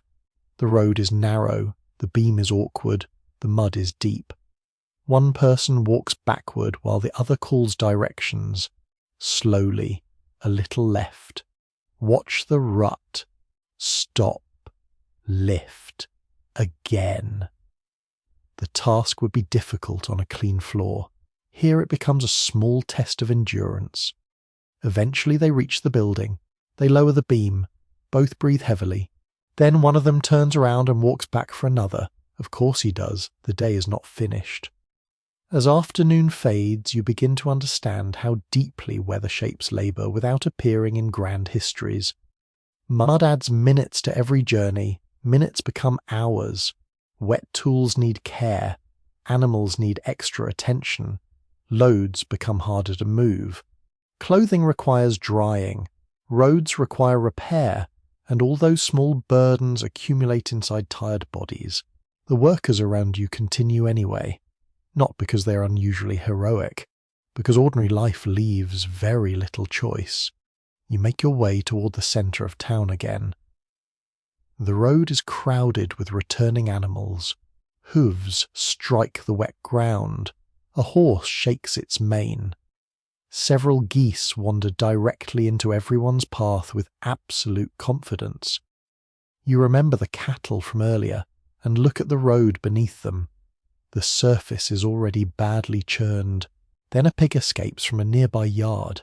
It runs straight through the largest puddle available. Mud flies in every direction. You close your eyes. Something wet lands on your cheek, and as you wipe it away you realize tomorrow's lesson is already arriving on 4 legs. The pig disappears around the corner before anyone manages to catch it. For several seconds the street is filled with shouting, splashing, and the rapid tapping of small hooves against wet ground. A boy runs after the animal. A dog decides this looks entertaining and joins the chase. Two geese scatter sideways, loudly offended by the entire arrangement. You stand where you are and wipe another drop of mud from your face. The pig apparently has improved the road, not for you, for itself. Animals are everywhere in this town, and once you begin paying attention, you realize how much of the street belongs to them. Horses pull carts. Oxen drag heavier loads. Pigs move between yards. Dogs wander freely. Chickens scratch near doorways. Geese occupy space with the confidence of minor nobility. Cattle pass through on their way to market or pasture. Every one of them leaves something behind. Sometimes it is a hoofprint. Sometimes it is considerably less charming. You step carefully around a fresh pile in the road. This is the unpleasant arithmetic of a world that depends on animal power. The more traffic there is, the more animals are needed. The more animals there are, the more waste reaches the streets. Rain then mixes everything together. Mud, manure, straw, spilled feed, household refuse, and water become difficult to separate. The result is a surface you should probably stop examining too closely. One well-established feature of pre-modern towns is the importance of horses and other working animals to transport and trade.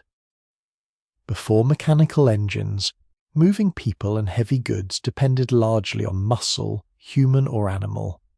That makes animals essential infrastructure. A horse is not merely a horse. It is transport, power, delivery service, agricultural machinery, and occasionally a very large source of street cleaning problems. You hear a wagon approaching. Two horses pull it slowly through the lane. Their hooves strike the ground with deep, wet sounds. Each hoof compresses the soil and pushes water outward. When the first horse steps into an existing rut, the edge collapses slightly. The second horse follows. The rut becomes wider. Then the wheels enter. By the time the wagon passes, the road is measurably worse. This happens all day. A road can survive rain. A road can survive traffic. Rain and traffic together are a more determined partnership. Animals also create another difficulty. They do not always go where humans want them to go. A horse may shy from sudden movement. An ox may simply stop. A pig may escape. A flock of geese may decide the centre of the road is ideal for a meeting. You encounter exactly this problem a few minutes later. A group of sheep has filled a narrow lane. There are perhaps 24 of them, but from where you stand there appear to be several thousand. They press together. One moves, the others follow, then one changes its mind. The entire flock slows. A drover walks behind them, encouraging progress with a stick and a patient voice. Pedestrians wait along the sides. Nobody seems particularly surprised. Livestock moving through streets is part of ordinary life. In many towns, animals were driven toward markets, slaughter areas, grazing grounds, stables, or private yards. Depending on local rules, pigs and other animals could also roam more freely than modern urban residents would expect. The sheep finally pass. The smell remains. You continue. Near one house, a woman is sweeping dung away from the doorway. She works with a stiff broom, pushing the mess toward the gutter. This is practical. It is also slightly unfair to the person living farther downhill. Street cleaning often operates like this. Move the problem. Do not necessarily eliminate it. Some towns appoint officials or workers to remove waste from busy areas. Others require householders to clean the space in front of their own property. Rules may forbid throwing certain kinds of refuse into streets. Penalties may exist, but rules and reality are never identical. A wonderfully strange detail appears in records from some medieval and early modern towns, where animal dung itself had value. Manure could be collected and sold for fertilizer. What looks like filth to a pedestrian might look like useful material to a farmer. This creates a fascinating situation. You see a pile in the street. You see a sanitation problem. Someone else may see tomorrow's crop nutrients. History is very good at making rubbish economically complicated. A man with a shovel is collecting dung into a cart farther ahead.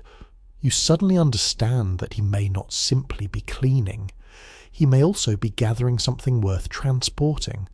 The cart smells dreadful, but perhaps it has a business model. You give it plenty of space. Horses produce large quantities of manure, and in places with heavy traffic, accumulation becomes constant. Rain does not make this disappear, it spreads it. Water carries dissolved waste into gutters, puddles, yards, and lower streets. If drains are blocked, everything lingers. If the road surface is deeply rutted, filthy water remains trapped. Your shoes have been through several such puddles already. You decide not to think about that. A dog trots past you, carrying something in its mouth. You also decide not to think about that. Animals have benefits beyond labour. Dogs guard property and assist with hunting. Cats help control rodents. Poultry provide eggs and meat. Pigs consume scraps that might otherwise become household waste. Cattle provide milk, meat, hides, and labour. Sheep provide wool. These creatures are part of the household economy. Modern categories separating farm, street, workplace, and home are less rigid here. The same animal may live near people, work for people, feed people, and dirty the road, all within a surprisingly small area. A debate among urban historians concerns just how strictly livestock rules were enforced in smaller towns and poorer neighbourhoods. Ordinances sometimes sound firm, but repeated complaints suggest that animals continued wandering, blocking roads, damaging property, and fouling public spaces despite official frustration. The repetition itself is revealing. If authorities issue the same complaint again and again, perhaps the problem has survived the rule. You can see why. Imagine telling every household that their pig must remain securely enclosed. Now imagine fences made from wood, gates that warp in rain, children who forget to close them, and pigs that are extremely interested in whatever lies beyond. The law has met the pig. The pig is confident. A squeal sounds from farther up the street, possibly the same fugitive from earlier. You hope so. It would be nice to believe there is only one. As afternoon continues, several cattle are driven toward a yard. The entrance has become a deep patch of mud from repeated movement. One animal hesitates. The drover guides it forward. Its hoof sinks almost to the fetlock. The animal pulls free, leaving a hole that immediately fills with brown water. Another hoof lands beside it. Another hole appears. By evening, the gateway looks like freshly turned soil. People throw straw into the entrance. For a few minutes, the surface improves. Then the cattle tread the straw downward. Mud rises through it. The cycle begins again. You start recognizing the pattern. Human beings repair, animals undo, human beings clean, rain spreads, human beings sweep, traffic returns. The goal is rarely permanent victory. The goal is keeping conditions tolerable. You move toward the edge of town where several horses stand beneath a shelter. Their coats are damp. Steam rises faintly from one animal's back. A stable worker rubs it with straw and cloth, then checks its legs and hooves. Animal care matters greatly in wet weather. Mud can soften hoof material. Standing constantly in wet, dirty conditions may contribute to skin and hoof problems. Harnesses need drying. Blankets need airing. Stables require cleaning. The animals creating street problems also require enormous amounts of human labour to keep healthy. Nothing is simple. Even manure returns as work. Shovel it, move it, store it, use it. Keep it away from wells if possible. The smell of the stable mixes with smoke and damp hay. You listen to horses shifting quietly inside. Outside, another cart rolls through the lane. The street receives another set of tracks. You watch the wheels pass and think of everything mixed beneath them now. Soil, rain, straw, dung, food scraps, ash, fragments of everyday life. The mud is no longer merely earth and water. It has become a record of everything the town does, and that leads naturally to a more uncomfortable question. Where does all the rest of the waste go? You glance toward the gutter. Brown water moves slowly through it. A scrap of vegetable matter floats past. Farther downhill, the channel disappears toward a busier street. Tomorrow you're going to follow it, and you may regret that decision almost immediately. You follow the gutter the next morning. This is not the most glamorous journey you've made. The narrow channel runs along the edge of the street, carrying rainwater downhill in a sluggish brown stream. Bits of straw drift on the surface. A cabbage leaf spins slowly beside a scrap of cloth. Somewhere farther up the lane, someone empties a bucket, and a fresh wave of cloudy water joins the flow. You immediately regret looking too closely. Yet this little channel tells you an enormous amount about life here. Water is everywhere now. It falls from roofs. It runs from yards. It gathers beneath carts. It fills hoofprints. It leaks through doors. It carries dirt from one place to another. And when a settlement has no modern underground sewer system, keeping water moving becomes one of the most basic forms of urban survival. A street that drains reasonably well may remain unpleasant. A street that does not drain at all can become nearly unusable. You watch the gutter disappear beneath a pile of straw and refuse. The water slows. Behind the blockage, a shallow pool begins forming. There is your problem. Drainage only works while the channel remains open. Someone eventually notices. A householder steps outside carrying a wooden rake and begins pulling debris away. The water immediately surges forward. A small brown wave rushes down the lane. You move your foot aside. Experience has made you cautious. In many medieval and early modern towns, householders or local authorities were expected to help keep streets, gutters, drains and channels clear. Responsibilities differed by place, but the principle was familiar. Water had to be guided somewhere. The difficulty was deciding where that somewhere should be. Move dirty water away from one doorway, and it may arrive at another. Push waste into a gutter, and it may clog the channel downstream. Drain a market square, and the runoff may enter a stream used by people elsewhere. Every solution has neighbours. You continue toward a broader street. Here, the gutter is deeper. Water moves more quickly. For a moment, the arrangement appears almost efficient. Then a man tosses a bucket of household waste toward the channel. Not everything enters cleanly. Some splashes onto the road. A dog investigates. You decide to keep walking. Written down regulations from many parts of Europe repeatedly complain about rubbish dumped in streets, waterways, lanes, and public spaces. Authorities could order residents to remove refuse, prohibit certain dumping practices, or fine offenders.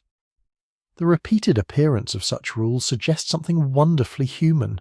People kept doing it, not because everyone enjoys living in filth, because waste must go somewhere. Every household creates ash, broken pottery, food scraps, animal waste, spoiled material, dirty water, and worn objects. Without regular modern collection, disposal becomes a local problem. Some material has value. Ash may be reused. Food scraps feed pigs.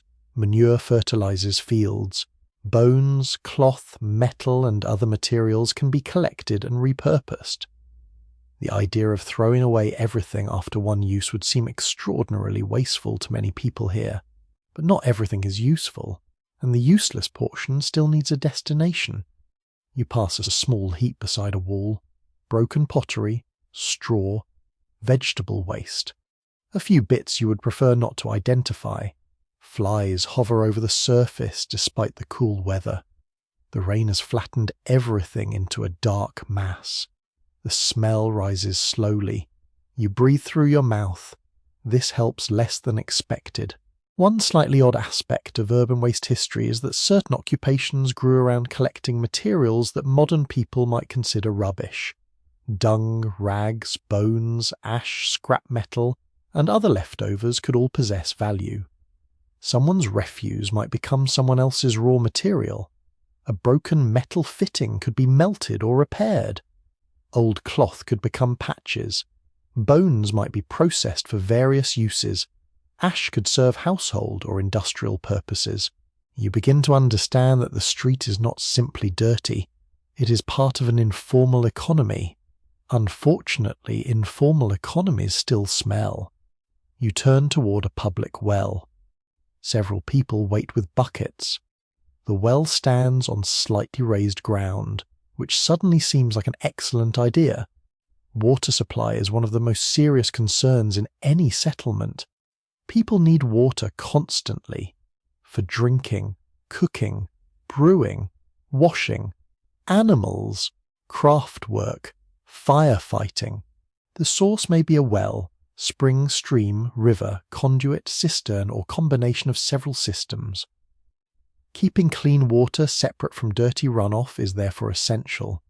The people around the well may not describe contamination using modern microbiology, but they understand that foul water can be dangerous. Bad smell matters, bad taste matters, visible dirt matters. People notice when a water source becomes unpleasant. A woman draws a bucket and examines the water before carrying it away. You look down the street. The gutter is perhaps 30 yards away.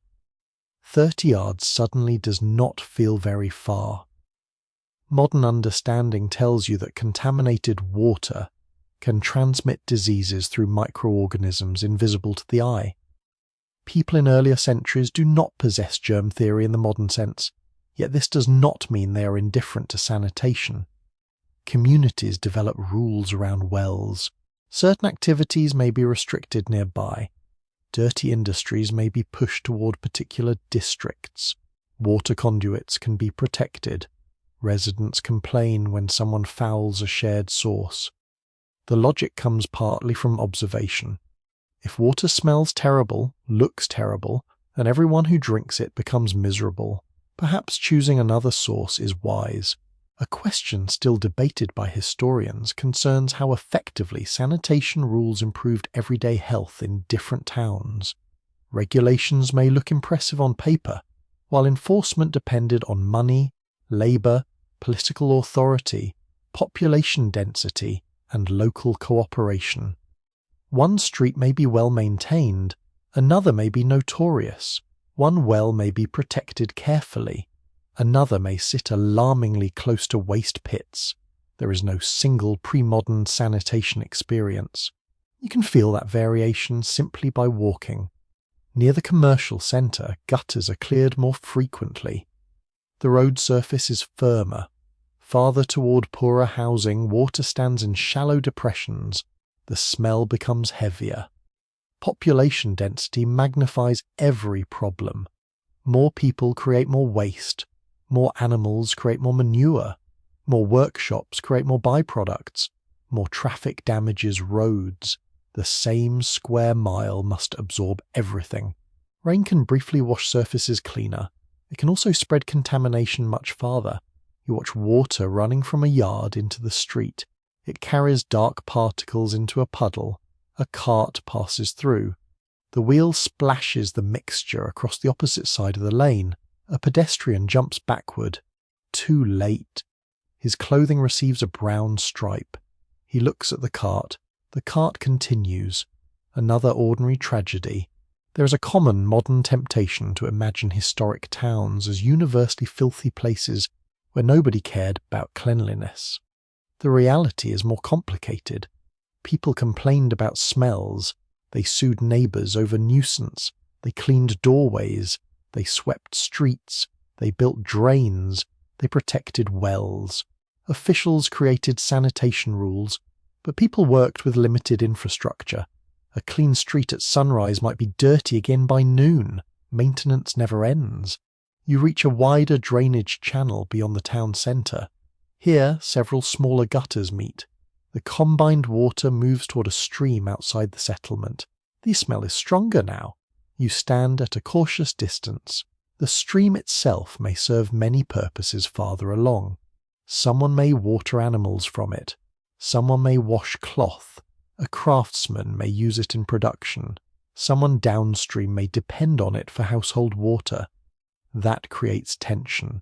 Water connects communities whether they like it or not. What one person sends downstream becomes another person's problem. Complaints about polluted waterways appear across historical records for exactly this reason. Tanners, butchers, dyers, brewers, households, and other trades can all produce waste. Local authorities may attempt to separate especially dirty activities from the important water sources. Sometimes this works. Sometimes economic necessity wins. You watch the brown current move away. There is something oddly peaceful about the sound. Water over stones, a soft trickle, almost soothing. You might even relax if you forgot what was floating in it. Best not to inspect. You turn back toward town. The rain has finally stopped. Sunlight appears weakly between clouds. For the first time in days, roofs begin to shine rather than drip. People emerge, buckets move, brooms scrape, a man clears another gutter. Someone scatters fresh straw. The settlement begins the endless process of making itself tolerable again. And as you walk past a group of children already gathering near the largest remaining puddle, you realize something important. Adults see drainage, waste, disease, cleaning, work. Children see water, mud, possibility. One boy looks directly at the puddle, then at his friend. You know exactly what is about to happen. The boy jumps. Both feet land in the center of the puddle. Brown water erupts around him. His friend shrieks with laughter. A woman carrying a basket stops, closes her eyes for a moment, and produces the expression of someone reconsidering every decision that brought her to this exact street. The boy looks down at himself. Mud covers his stockings. His shoes are soaked. His clothing is splattered almost to the waist. He appears delighted. You have spent days learning to avoid mud. Children apparently have developed another philosophy. Use all of it. The second child jumps next. A larger splash follows. Now both are laughing. You step away before they decide that involving a passing adult would improve the game. Around the town, children are everywhere. Not hidden safely indoors, not transported between activities by adults. They carry messages, fetch water, watch younger siblings, gather fuel, help with animals, carry food, run errands, and when responsibilities briefly release them, they play wherever space exists. That often means streets, yards, fields, doorways, alleys, and patches of common ground. Wet weather changes those places, but it does not remove childhood from them. You follow a narrow lane where several younger children are poking sticks into a drainage channel. They have constructed a tiny barrier from stones. Water gathers behind it. One child removes a stone, the little flood rushes through. Everyone cheers. A miniature civil engineering project has become entertainment. Adults spend enormous effort trying to keep drains open. Children have just deliberately blocked one. Human progress remains complicated. Childhood in pre-modern communities usually includes work much earlier than modern middle-class childhood often does. Expectations vary according to age, wealth, family, region, and occupation. But children commonly contribute to the household as soon as they are capable of useful tasks. A small child might watch poultry. An older one might collect sticks. Someone else carries water or helps with spinning. Children in farming families assist with seasonal work. Apprentices enter working environments while still young. Play exists beside responsibility rather than replacing it. You see that mixture almost immediately. A girl perhaps 10 years old carries a small bundle of firewood toward a house. She places it beneath an overhang. Then she hears shouting from the street. 3 other children are rolling something through the mud. She watches. For perhaps 5 seconds she remembers her duties. Then she runs toward them. The object turns out to be a wooden hoop. The ground is too soft for smooth rolling, so the children have modified the challenge. Now the goal seems to be keeping the hoop moving without allowing it to collapse into the deepest ruts. One child strikes it with a stick. The hoop wobbles forward. Everyone follows. It hits a puddle. Stops. There is much discussion. The game resumes. Children can transform almost anything into amusement. Stones, sticks, bones, nuts, simple balls, pieces of wood. Mud itself requires no purchase at all. That makes it exceptionally affordable. One curious glimpse into earlier childhood comes from archaeological finds of small objects that appear to be toys or miniature versions of adult possessions. Tiny pots, dolls, whistles, animal figures, gaming pieces, and miniature tools have survived from various times and places. Some objects are difficult to interpret with certainty. Was a tiny vessel a toy, a teaching object, a ritual item, something made by a child? The ambiguity is part of the charm. You imagine a parent shaping a little wooden animal beside a fire. Perhaps the child treasures it. Perhaps the child loses it in the mud within 20 minutes. You continue along the lane. A toddler stands near a doorway wearing clothing already marked with dirt. The mother does not appear horrified. This is not neglect. It is practicality. Laundry requires water. Water requires carrying. Washing requires labour. Drying requires weather or indoor heat. If a child becomes slightly dirty every 10 minutes, maintaining spotless clothing becomes an impossible ambition. There is a difference between dirt that is accepted and danger that's not. Adults still shout warnings. Stay away from the cart.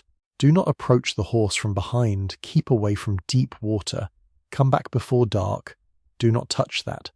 Put that down. Where did you find that? The soundtrack of parenthood has changed less than you might expect. A wagon enters the street. The children scatter immediately. That reaction has clearly been learned. The wheels pass through the place where they were playing seconds earlier. Mud sprays outward. As soon as the cart is gone, the children return. The street belongs to traffic and play in alternating moments. You notice how much environmental knowledge they possess. They know which stones are stable. They know which puddle is unexpectedly deep. They know where carts usually turn. They know which dog bites. They know where the baker sometimes gives away damaged crusts. They know which adult will complain if a ball strikes a wall. Childhood teaches geography at very close range. The mud becomes part of that knowledge. A boy takes a running step toward a patch of wet earth, then stops abruptly. He points. Another child nods. They walk around it. You look more closely. The surface appears no different from anything nearby. One of them presses a stick into it. The stick sinks deeply. Ah, they know the dangerous spots better than you do. You have been studying mud for days. They have been studying this particular street for years. Questions remain among historians of childhood about how much unsupervised freedom ordinary children actually experienced in different communities and social groups. Prescriptive texts often describe what adults believe children should do, while court cases, household records, archaeology, memoirs, and accidental references reveal a messier daily reality. Children from wealthy families may be watched more closely in some settings. Poorer children may spend more time contributing to household work. Urban childhood differs from rural childhood. Age changes everything.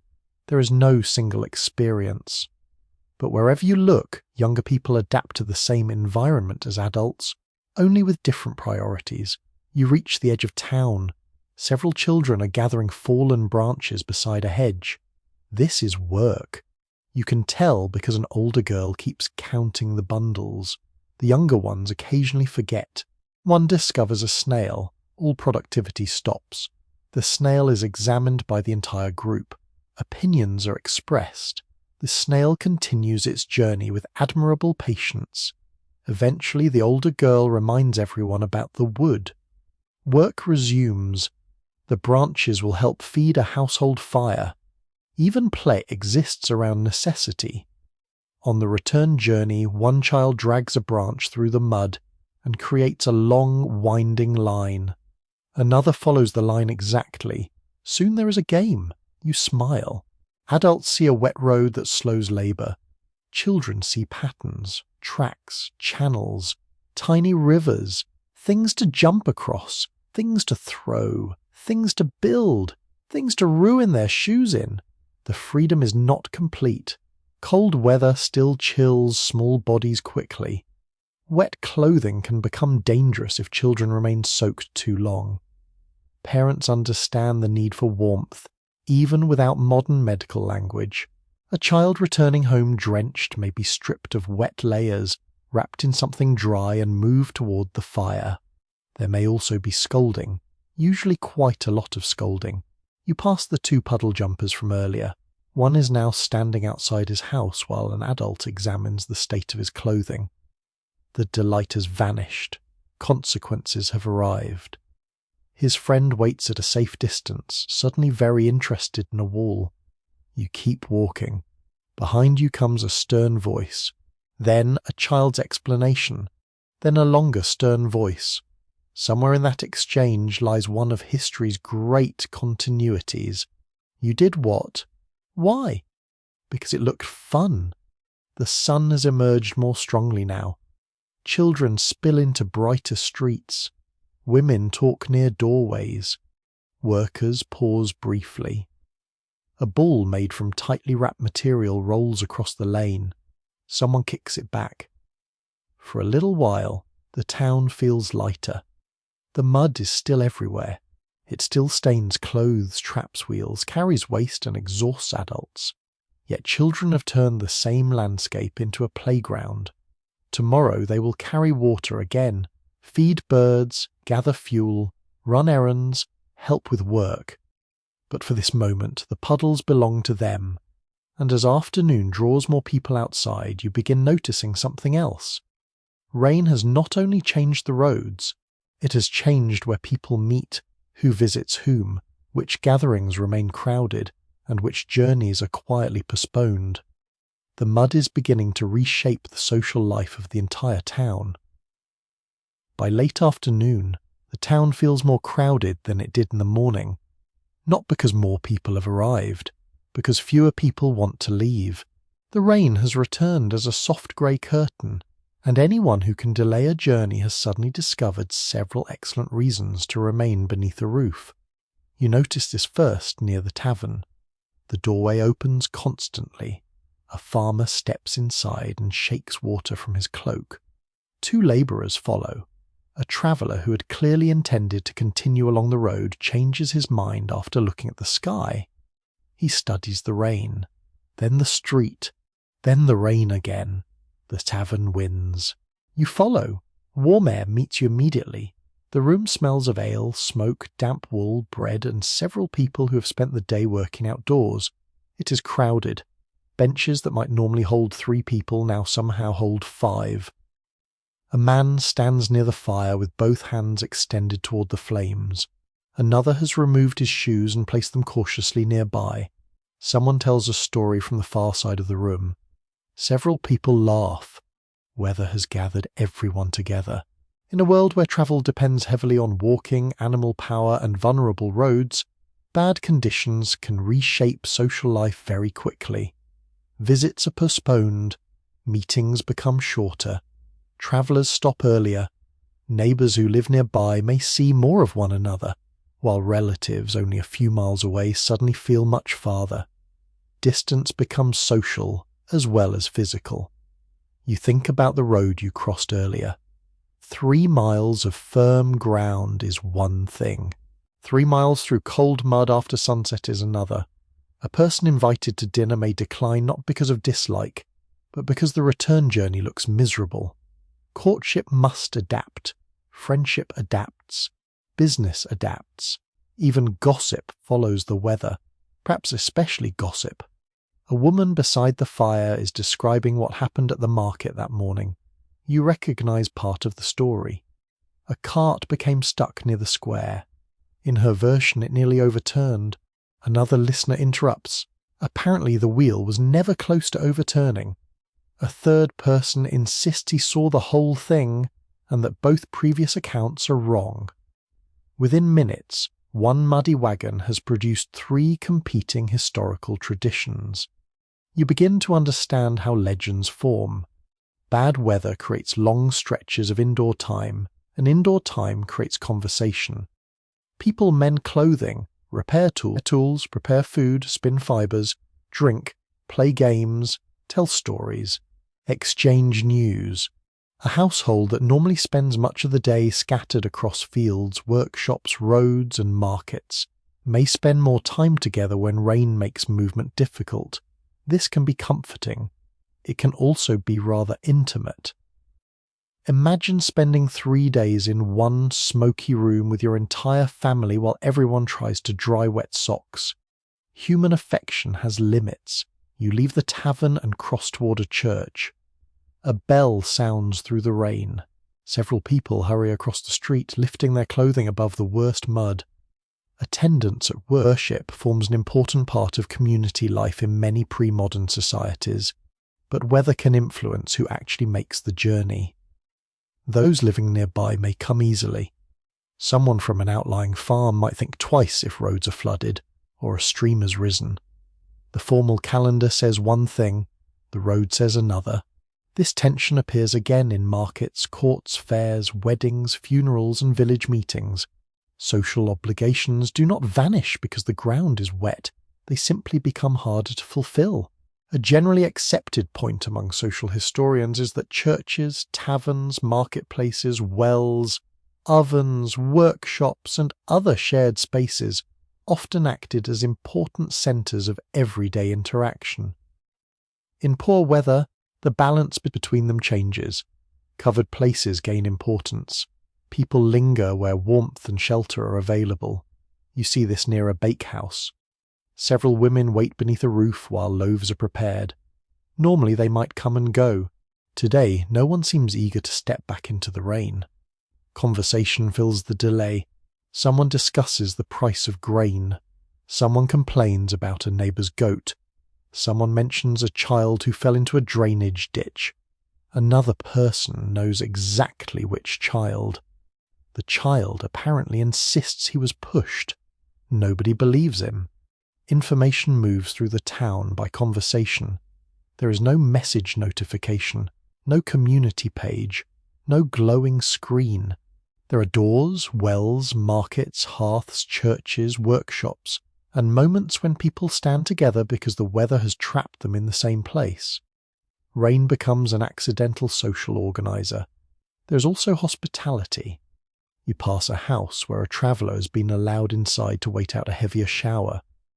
Hospitality customs vary enormously by region and status, but sheltering travellers, relatives, neighbours, or workers could be an important part of social expectation. The difficulty begins when the guest arrives coated in half the road. You've already learned what happens to a floor. Now imagine 3 visitors. Wet cloaks appear on pegs, shoes are scraped, a bench fills. Someone places another log on the fire. Hospitality consumes resources, fuel, food, space, time. Yet refusing shelter during miserable weather may damage relationships or reputation, so the household makes room. Perhaps not enthusiastically, but room. One amusing custom recorded in various places concerns footwear and entrances. Raised overshoes, scraping stones, brushes, and designated places for muddy shoes become more than practical objects. They become part of etiquette. You do not simply stride across someone's cleaner floor wearing half a field on your feet, at least not if you want to be invited again. You begin seeing mud as a social signal. A heavily stained cloak tells others you have travelled. Wet shoes explain lateness. A splattered servant has probably been running errands. A visitor arriving suspiciously clean may either live very nearby or possess much better transport than you. Clothing reveals the journey. The weather writes itself onto people. Courtship presents its own difficulties. Imagine wanting to visit someone you hope to impress. You prepare carefully. Your clothes are respectable. Your hair is arranged. You leave home. 20 minutes later, your lower garments are brown, one shoe is wet, and a passing cart has decorated your sleeve. Romance survives. but with reduced elegance. Perhaps you arrive at the doorway trying to look composed while secretly wondering whether there is mud on your face. There probably is. Researchers still disagree about how strongly seasonal weather shaped patterns of visiting and sociability among ordinary households, largely because casual meetings leave fewer records than official events. Diaries and letters from wealthier people can describe postponed visits, while the daily choices of labourers and villagers are harder to trace. Yet practical geography makes the effect difficult to ignore. When roads become worse, unnecessary travel becomes less attractive. Communities turn inward. People rely more heavily on whoever is near. That can strengthen neighbourhood ties. It can also intensify neighbourhood arguments. You pass two men discussing a drainage ditch. One claims the other householders block the flow. The second insists the blockage came from farther uphill. Neither is calm. Water connects neighbours. Unfortunately, it also gives them something new to blame on each other. A woman opens her door and joins the argument. Now there are three opinions. You continue walking. Some disputes are best left to future court records. By evening, the town has settled into clusters of light. Doorways glow. Voices drift from houses. The tavern remains busy. A few travellers hurry through the street before darkness deepens, but most people have chosen where they will spend the night. The rain softens again. You pause beneath an overhang. Across the lane, two neighbours stand talking beneath the same narrow shelter. They are close enough that their shoulders almost touch. Perhaps they would not have stopped for this conversation on a dry evening. The weather has created the meeting. Farther away, someone who intended to visit has stayed home. The weather has prevented another. This is how mud reshapes community life. Quietly. Not through one dramatic event, but through hundreds of small decisions. Go, stay, visit, postpone, share shelter, offer food, accept a muddy guest. Complain about the road, wait for morning. You hear laughter from the tavern again. A door closes nearby. Rain taps against the roof above you. And as you look toward the dark road beyond the town, you remember that so far the mud has mostly been exhausting, inconvenient, dirty, and occasionally embarrassing. But there comes a point when bad ground becomes something more serious. A flooded crossing, a collapsed bank, a trapped wagon, a fall that cannot be laughed away. Tonight the roads are merely difficult. After enough rain, difficult can become dangerous. Morning arrives with the sound of rushing water. Not rain. Water. For several seconds you remain beneath the blanket, listening to it somewhere beyond the walls. The storm has weakened during the night, but everything that fell across the fields, roofs, lanes and hillsides is now moving downhill. That movement changes the town. You step outside and immediately notice that yesterday's puddles have joined together. A drainage ditch beside the road is nearly full. Water runs across a low section of the street where people were walking only a day ago. The mud has changed too. It is no longer merely sticky. In places, it has become unstable. You press one foot cautiously into a dark patch beside the doorway. The surface gives way much farther than expected. You pull back. Good decision. You have spent days joking about losing shoes, but there are moments when wet ground stops being funny. A traveller can fall, a horse can slip, a wagon can overturn, a bank can collapse, a ford can become impossible to cross. And if someone misjudges moving water, an ordinary journey can become genuinely dangerous. You follow several townspeople toward the edge of the settlement where the road descends to a stream. Yesterday, a wooden bridge carried carts across it. Today, brown water races beneath the boards.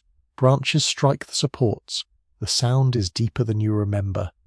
People stand on both sides watching. A cart has stopped before the bridge. The driver looks at the water, then at the bridge, then at the road behind him. Nobody urges him forward. That tells you everything.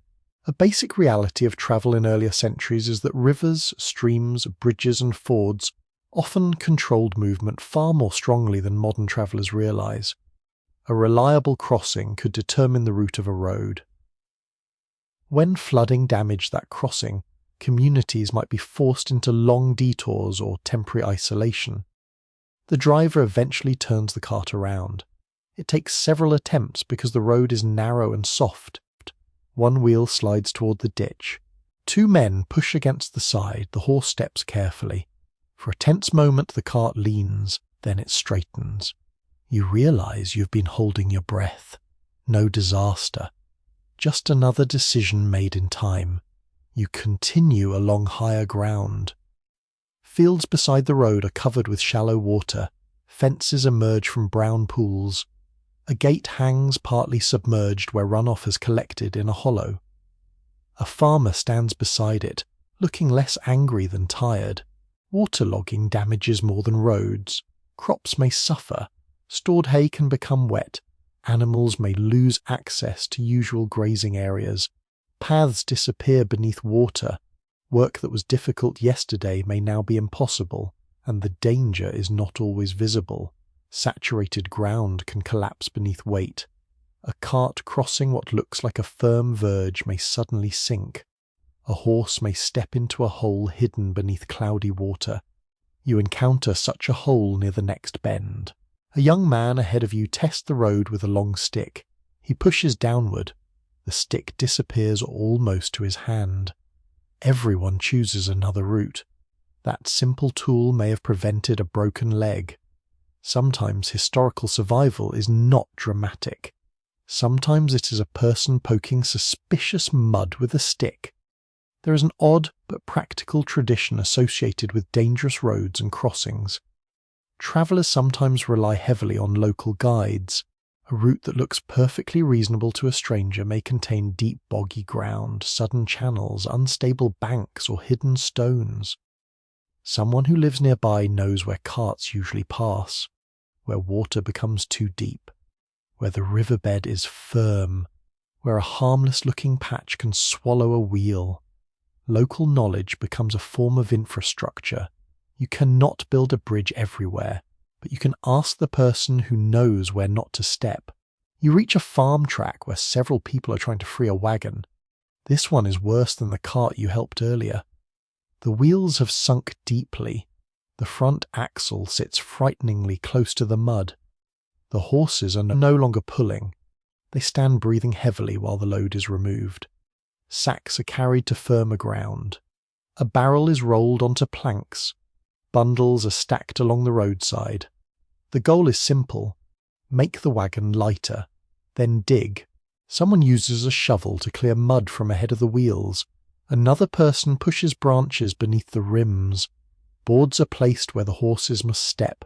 Everything is done slowly. A rushed animal may panic. A wheel forced sideways may break. A person standing in the wrong place can be crushed if the wagon suddenly moves. The quiet mood changes. Nobody jokes now. The driver checks every rope. The helpers move away from the wheels.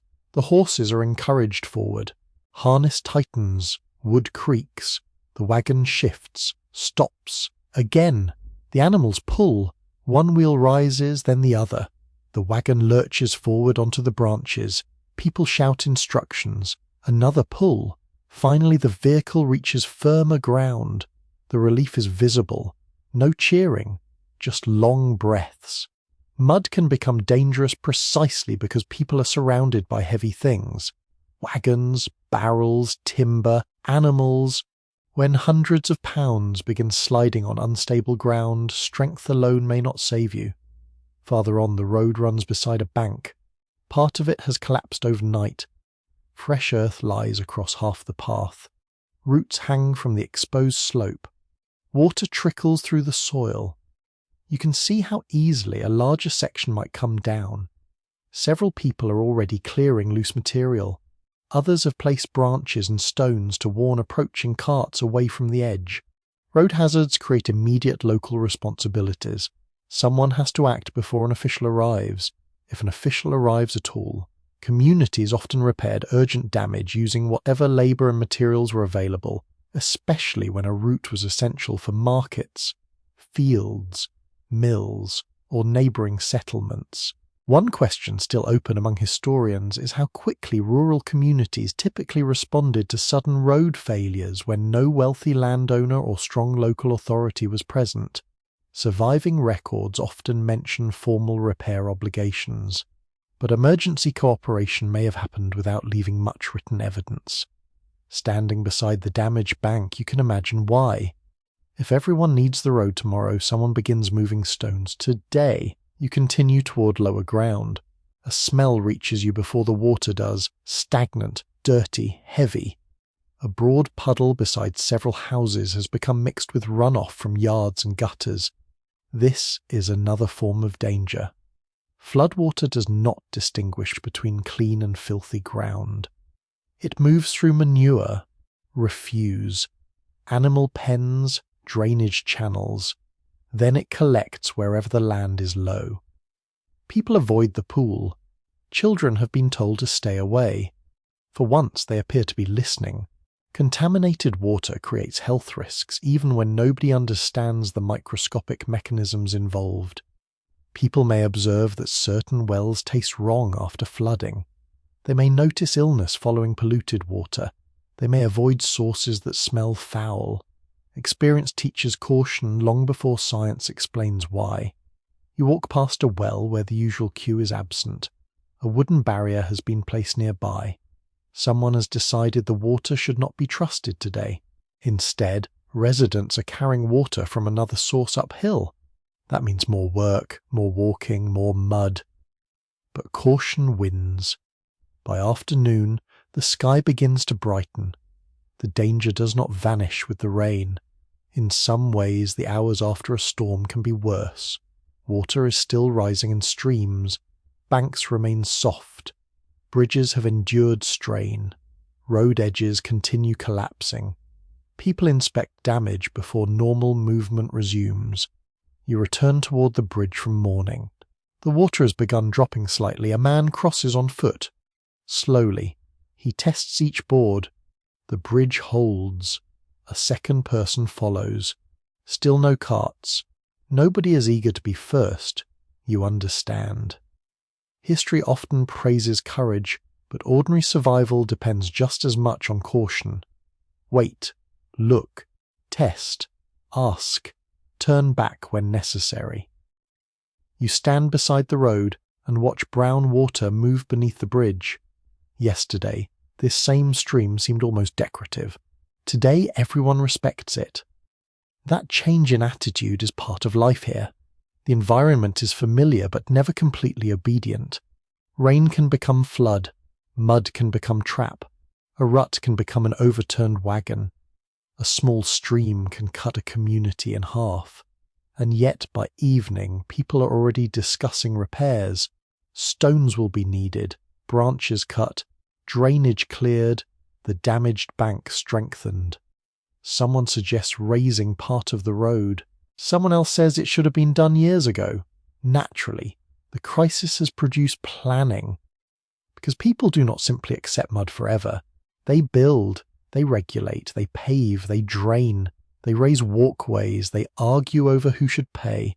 And tomorrow, as the ground slowly settles, you'll see just how many different ways communities try to fight back. By morning, the town has begun fighting back. Not heroically, not dramatically, mostly with shovels. You find several people gathered near the damaged road you saw yesterday. The floodwater has dropped, leaving behind a thick layer of soft earth, scattered branches and stones washed from the bank.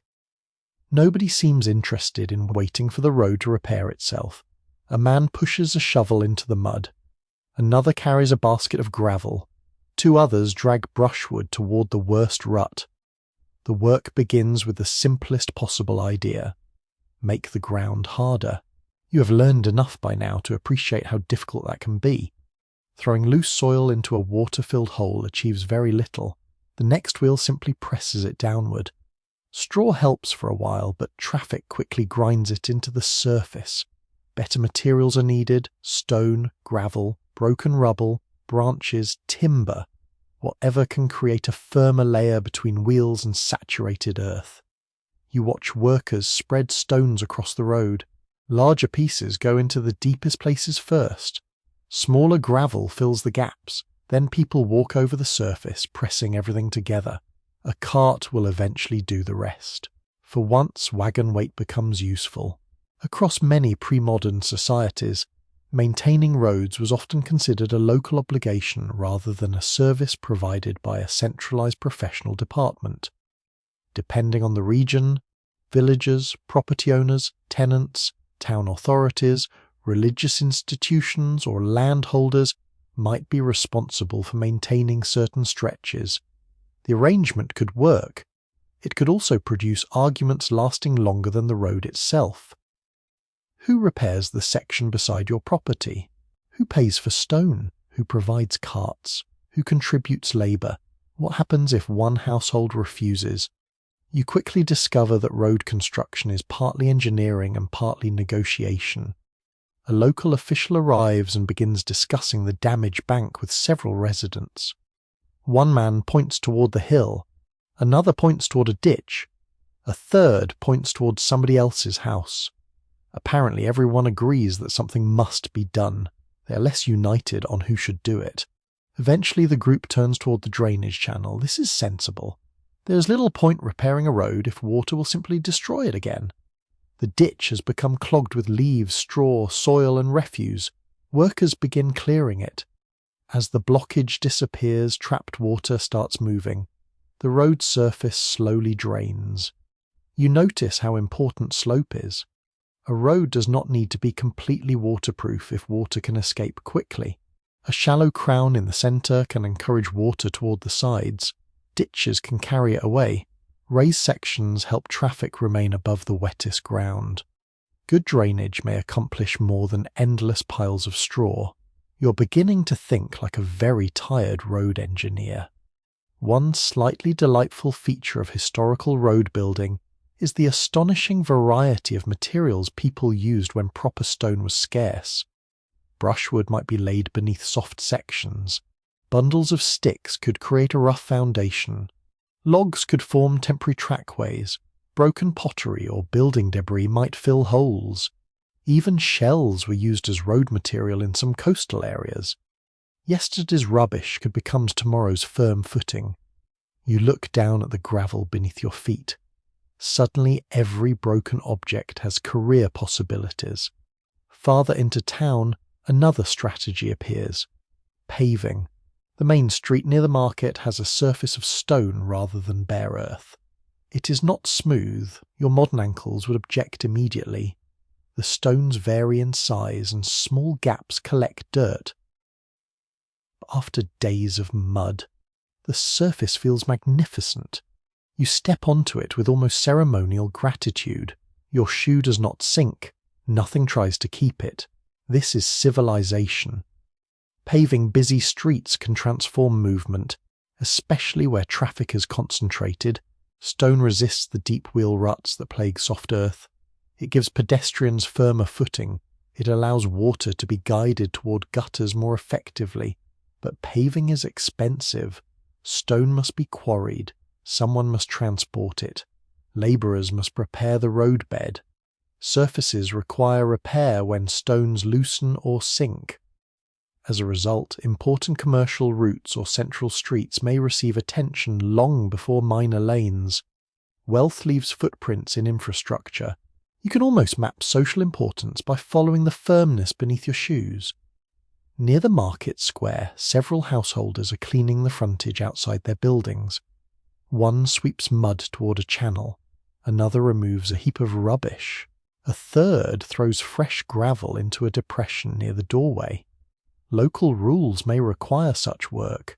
Town ordinances in many places instructed residents to keep areas near their homes clear, avoid blocking drains, remove waste, or contribute to street maintenance. Fines sometimes backed those rules. Naturally, the existence of a fine does not guarantee obedience. You hear an argument nearby. A resident has apparently left a pile of timber where water should be flowing. An official gestures toward the blockage. The resident gestures toward the rain. Neither appears impressed by the other's argument. You keep moving. This feels safer. Questions remain among historians about how consistently ordinary street regulations were actually enforced, especially in smaller communities with limited officials. Court records preserve examples of punishment, but repeated ordinances may indicate that authorities struggle to change habits permanently. A rule can order someone to clear a gutter. It cannot physically lift the shovel. Enforcement depends on people, so does cooperation. You see that clearly outside a narrow lane where residents have constructed a raised wooden walkway over the worst section. It consists of simple boards supported above the mud. Nothing elegant, nothing permanent, but pedestrians can now cross without sinking. You step onto it. The first board creaks, the second bends slightly, the third is reassuring. You begin enjoying yourself. Then someone approaches from the opposite direction. The walkway is only wide enough for one person. You both stop. There is a brief silence. You are farther along. Surely that gives you priority. The other person appears to have developed exactly the same philosophy. Eventually you step off. Your foot enters the mud. Of course, infrastructure has solved one problem and created etiquette. In some heavily travelled places, permanent raised paths or paved footways eventually separate pedestrians from the worst street conditions. But those improvements develop slowly. For now, temporary boards, stepping stones and raised thresholds offer smaller victories. You pass a house with a large flat stone positioned directly before the entrance. Everyone uses it. Step from street to stone, scrape shoes, enter. That single piece of rock saves countless muddy footprints indoors. You remember the floor from several nights ago. You understand its value immediately.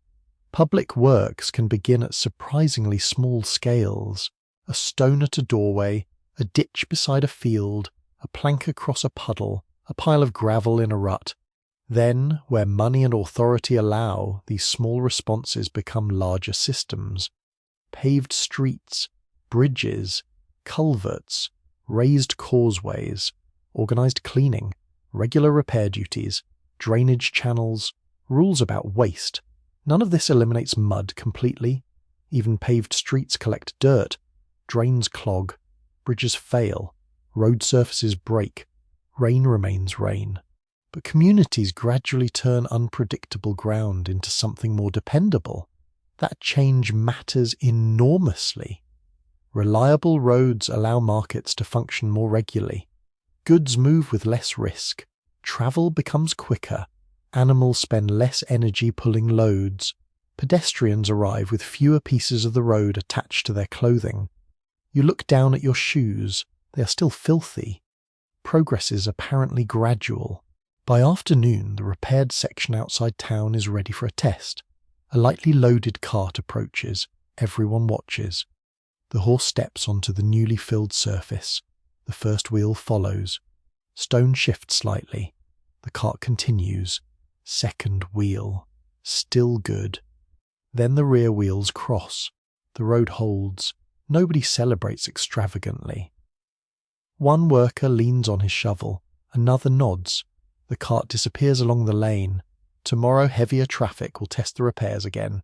Next month another storm may expose weaknesses. Next year the same section may need more stone. Maintenance has no final victory. That may be the most important lesson. Roads are not built once, they are kept. Drains are not cleared once, they are cleared again. Rules are not written once. They are repeated, adjusted, ignored and enforced. Human beings gradually impose order on wet ground through persistence rather than perfection. As evening approaches, you walk back toward town along the repaired road. For the first time in days, several stretches feel genuinely firm. The rain has stopped. A light breeze moves across the fields. Water still shines in ditches, but the road no longer looks entirely defeated. Ahead, workers gather their tools. Tomorrow they may repair another section. Beyond them, the changing season is already preparing a new problem. Rain will not last forever. Cold will come, mud will harden, then thaw, then soften again, and you're about to discover that the road has its own seasonal rhythm, repeating the same struggle in different forms year after year. The road changes again before you have time to become pleased with the repairs. A cold night arrives. By dawn, the puddles beside the lane are covered with a thin skin of ice. The surface of the road feels firmer beneath your shoes. Yesterday's mud has stiffened. Wheel ruts remain frozen in place like scars pressed into the earth. For the first few steps, this feels like an improvement. Your shoe no longer sinks. Nothing makes that familiar sucking sound. You almost begin to trust the ground. That is your first mistake. The frozen ruts are hard, uneven, and surprisingly slippery. A shallow puddle that yesterday merely soaked your foot has become a sheet of ice.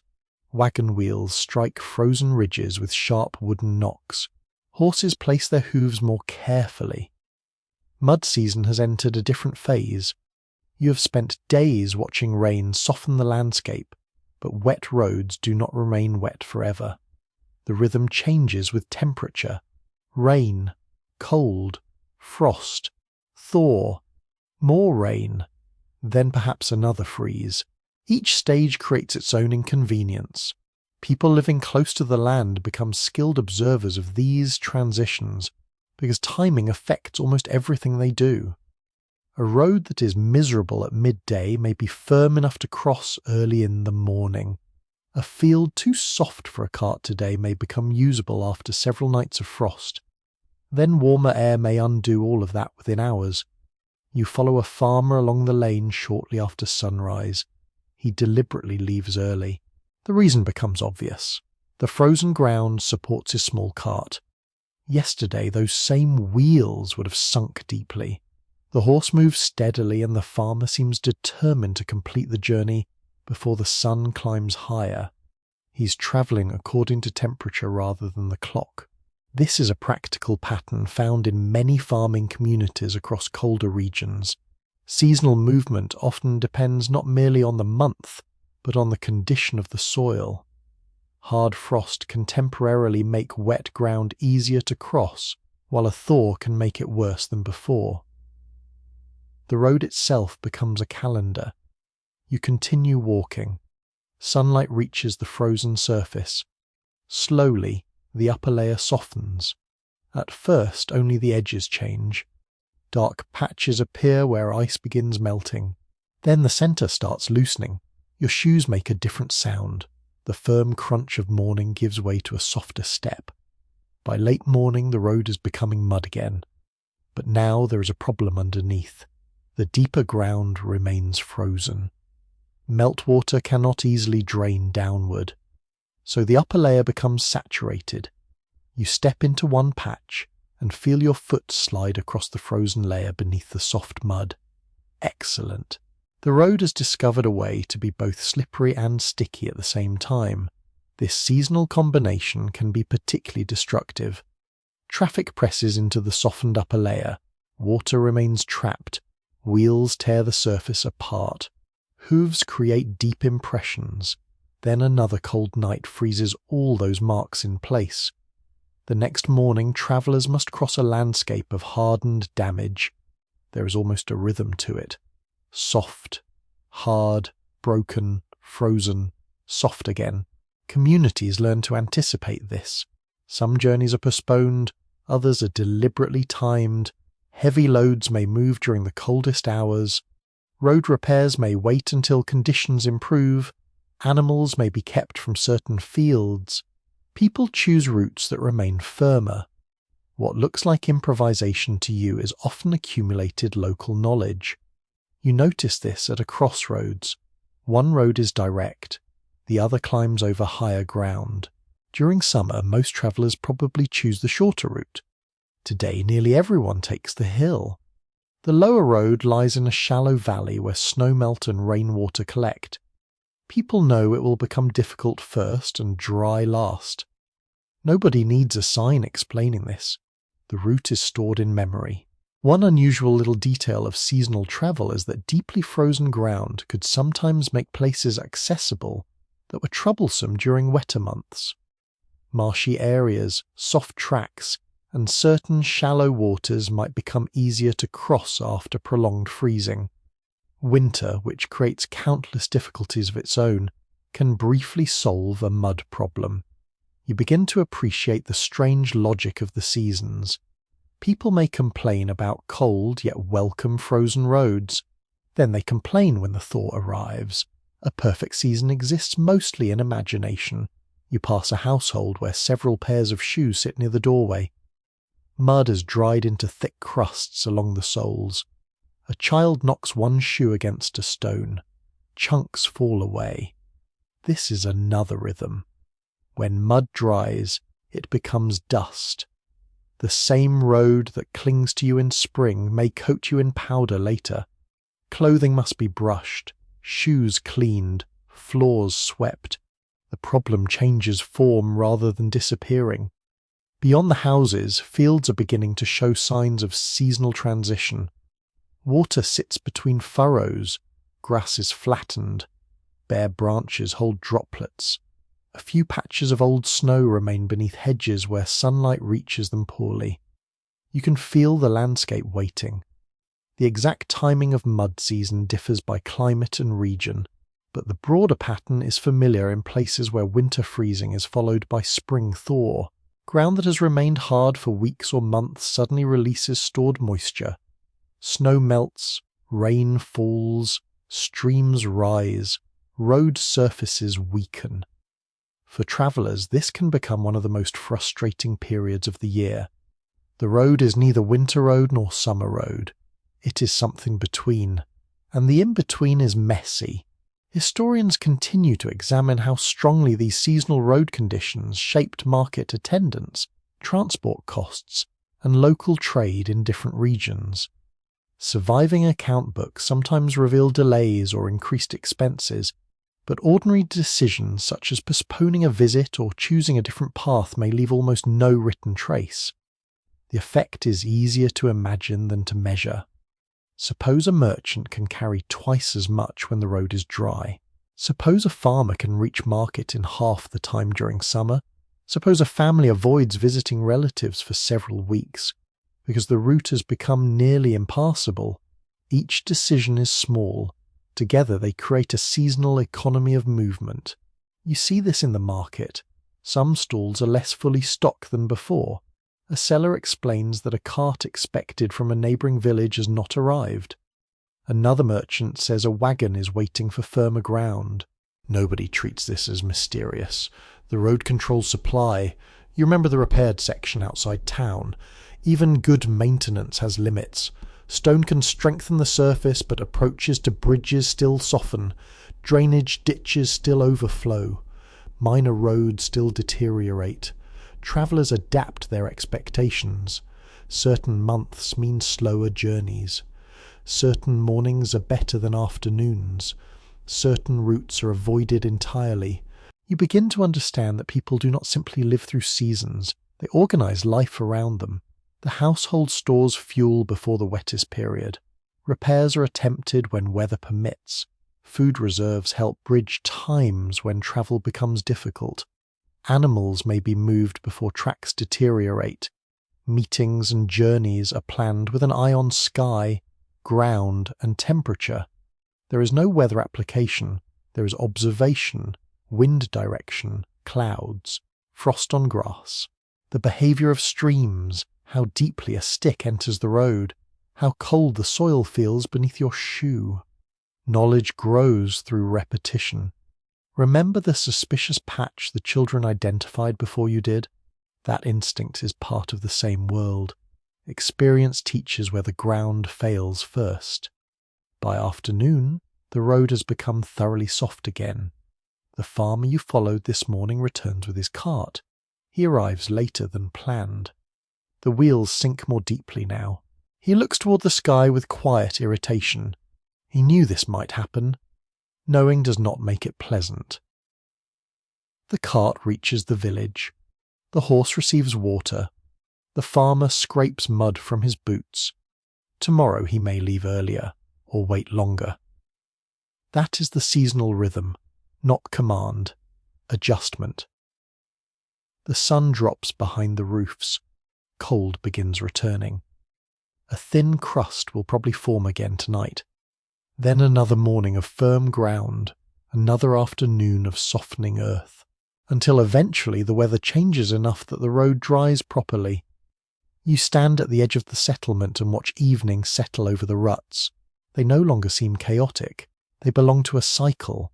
Rain makes them, traffic deepens them, frost hardens them, thaw destroys them, people repair them, then the seasons begin again. And as the cold air moves gently across the road, you realize that the mud has shaped almost every part of life you have seen. Travel, work, markets, clothing, homes, animals, friendship, danger, even the timing of an ordinary day. Soon, however, the ground will finally begin to harden for longer than a single night. The deepest puddles will shrink. The streets will grow quieter beneath your feet. And when that happens, you may finally understand how much relief can be hidden in something as simple as dry earth. By the time you wake again, something has changed. There's no rain against the roof, no steady dripping from the eaves, no soft rushing sound from the gutter outside. For several moments, the silence feels unfamiliar. Then sunlight reaches through the opening near the shutters and falls across the floor.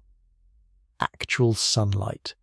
You dress, pull on the shoes that have somehow survived this entire muddy ordeal, and step toward the doorway with considerable suspicion.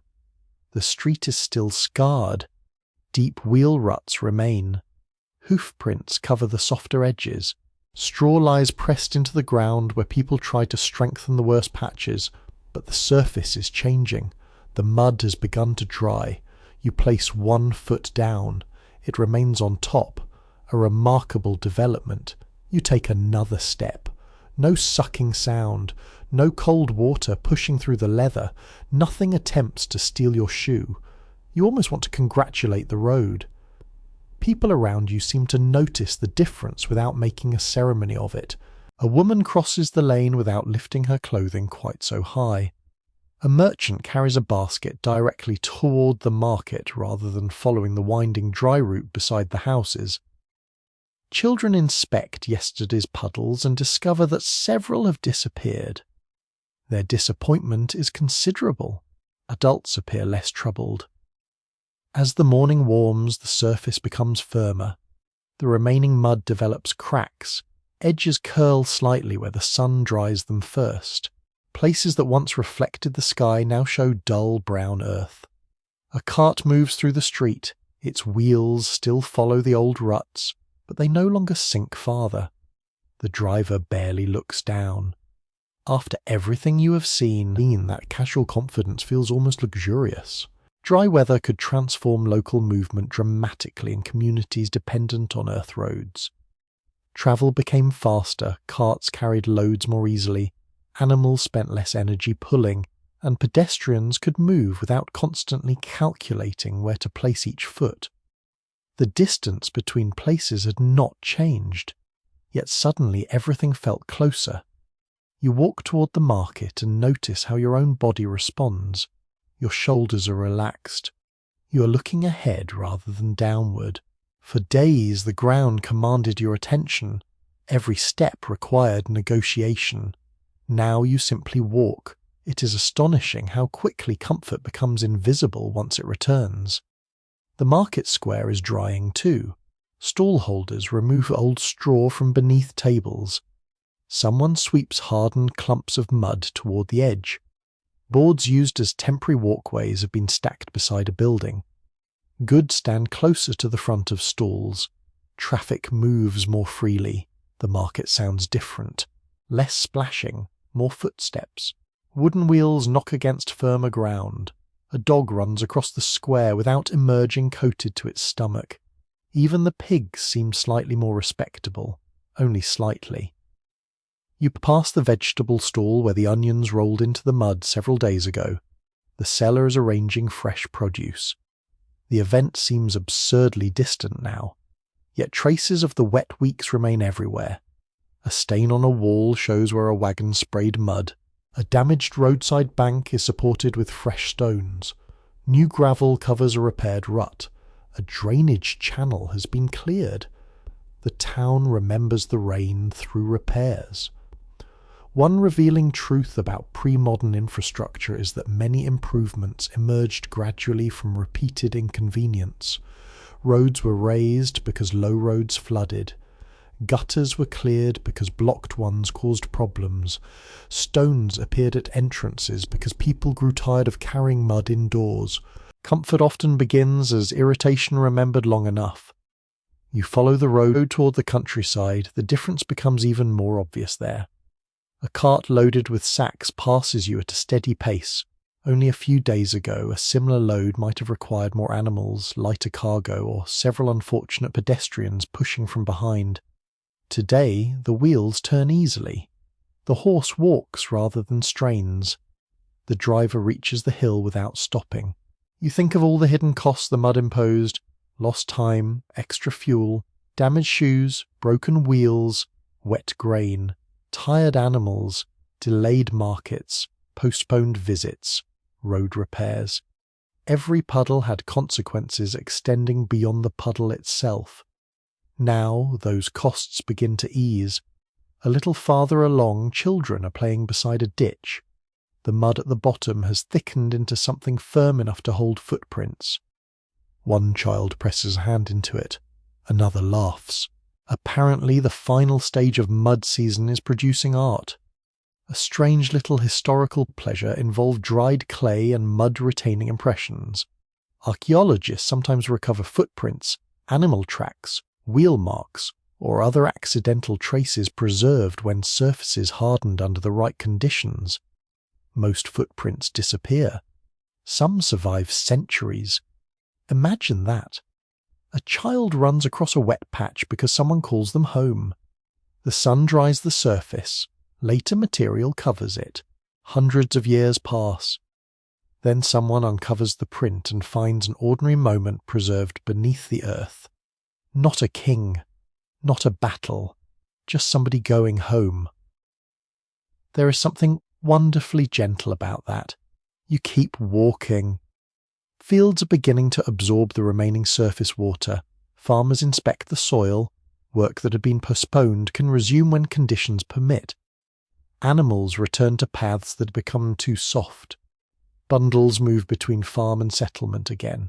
Life expands outward as the landscape becomes passable, yet no one assumes the problem is gone forever. People know the seasons. Another storm will come, another winter, another thaw, another morning when a road that was firm yesterday becomes a brown river today. Preparation lives inside memory. Fuel is stored, ditches are maintained, road materials gathered, shoes repaired, routes remembered. The mud teaches habits.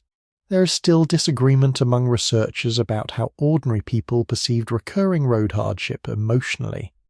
Administrative records describe repairs and obligations, while personal frustration appears less consistently in the surviving evidence.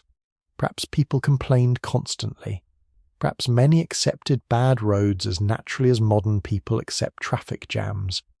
You suspect both are true. Humans possess a remarkable ability to treat recurring misery as normal, while complaining about it every single time. You return toward the town as afternoon sunlight warms the walls. A woman has placed damp bedding outside to air. Clothing hangs beneath open sky. Doors stand wider. Inside one house, yesterday's smoky room is finally breathing. Moisture escapes, blankets dry, shoes sit in sunlight rather than beside the hearth. The domestic battle against dampness is easing too. Remember how nearly everything had gathered around the fire? Now the sun is doing part of the work for free. You appreciate it deeply. At the tavern, several travellers prepare to leave. Journeys postponed by rain resume. A man tightens a saddle. Another checks a cartwheel. Someone asks about the condition of the road beyond the bridge. The answer is encouraging, passable. That single word can reshape an entire day. People who stayed close to home begin traveling outward again. Markets receive goods, families visit, messages move, social geography stretches back toward its ordinary shape. The mud had temporarily shrunk the world. Dry ground enlarges it again. Toward evening you walk once more to the bridge. The stream has returned to something gentler. Water passes beneath the boards without striking them violently. The bank damaged during the flood has been strengthened. Fresh stones mark where people work together. You stand there quietly. During these wet days, nothing truly extraordinary happened. No kingdom fell. No army marched through the town. No famous ruler changed history from a palace. People simply lived. They walked through mud. They cleaned floors, dried clothes, fed animals, freed wagons, protected food, cleared drains, carried water, helped neighbors, scolded children, complained about roads, then woke up and did it again. That is exactly why the story matters. History is not only made from spectacular events, it is also made from the ordinary physical conditions that shape thousands of small choices. Something as simple as wet earth can determine how quickly food reaches a market, whether relatives visit, how much firewood a household needs, how tired a worker feels at sunset, and whether a journey happens at all. You look down at your shoes. Dried mud covers the edges. The leather is stained. They will never look quite the same. Neither, perhaps, will an ordinary road. You understand now how much human effort lies beneath the simple expectation that when you place your foot on the ground will remain where it is. Modern pavement hides that struggle beautifully. You cross the bridge. Behind you, the final patches of water reflect the evening sky. Ahead, the road is firm, and for once, you can stop looking down. The evening settles gently over the town. Sunlight fades from the upper roofs first, leaving the streets in a softer shade of grey and gold. The repaired road grows quiet beneath passing feet. Somewhere in the distance, a cart makes its final slow journey home, its wheels rolling easily now across earth that has finally begun to hold firm. You no longer need to watch every step. There is no puddle waiting to surprise you, no wheel struggling in a rut, no cold water creeping through your shoes. You simply walk. The town around you begins closing itself for the night. A shutter turns inward. A door settles against its frame. Smoke rises gently from a chimney and disappears into the cooling air. Inside the houses, clothing is dry again. Blankets wait beside simple beds. Fires burn low, giving just enough warmth for the hours ahead. The mud remains only in traces, a brown mark beside a doorway, a hardened hoof print, a little dried earth beneath a wagon wheel. Tomorrow perhaps someone will sweep it away, and eventually another rain will come. The roads will soften again. People will lift their clothing, scrape their shoes, clear their drains, and complain about the weather exactly as people always have. But none of that needs your attention tonight. You have walked far enough. Let the market voices disappear. Let the carts grow distant. Let the final footsteps fade along the road. The ground beneath you is quiet now, cool and firm beneath the evening air. You return to the warmth of the house, settle beneath the blankets, and allow the ordinary world outside to continue without you. The fire gives one last quiet crack. Your eyes grow heavier, and somewhere beyond the doorway, beneath a clear and peaceful sky, the road finally rests. Sweet dreams.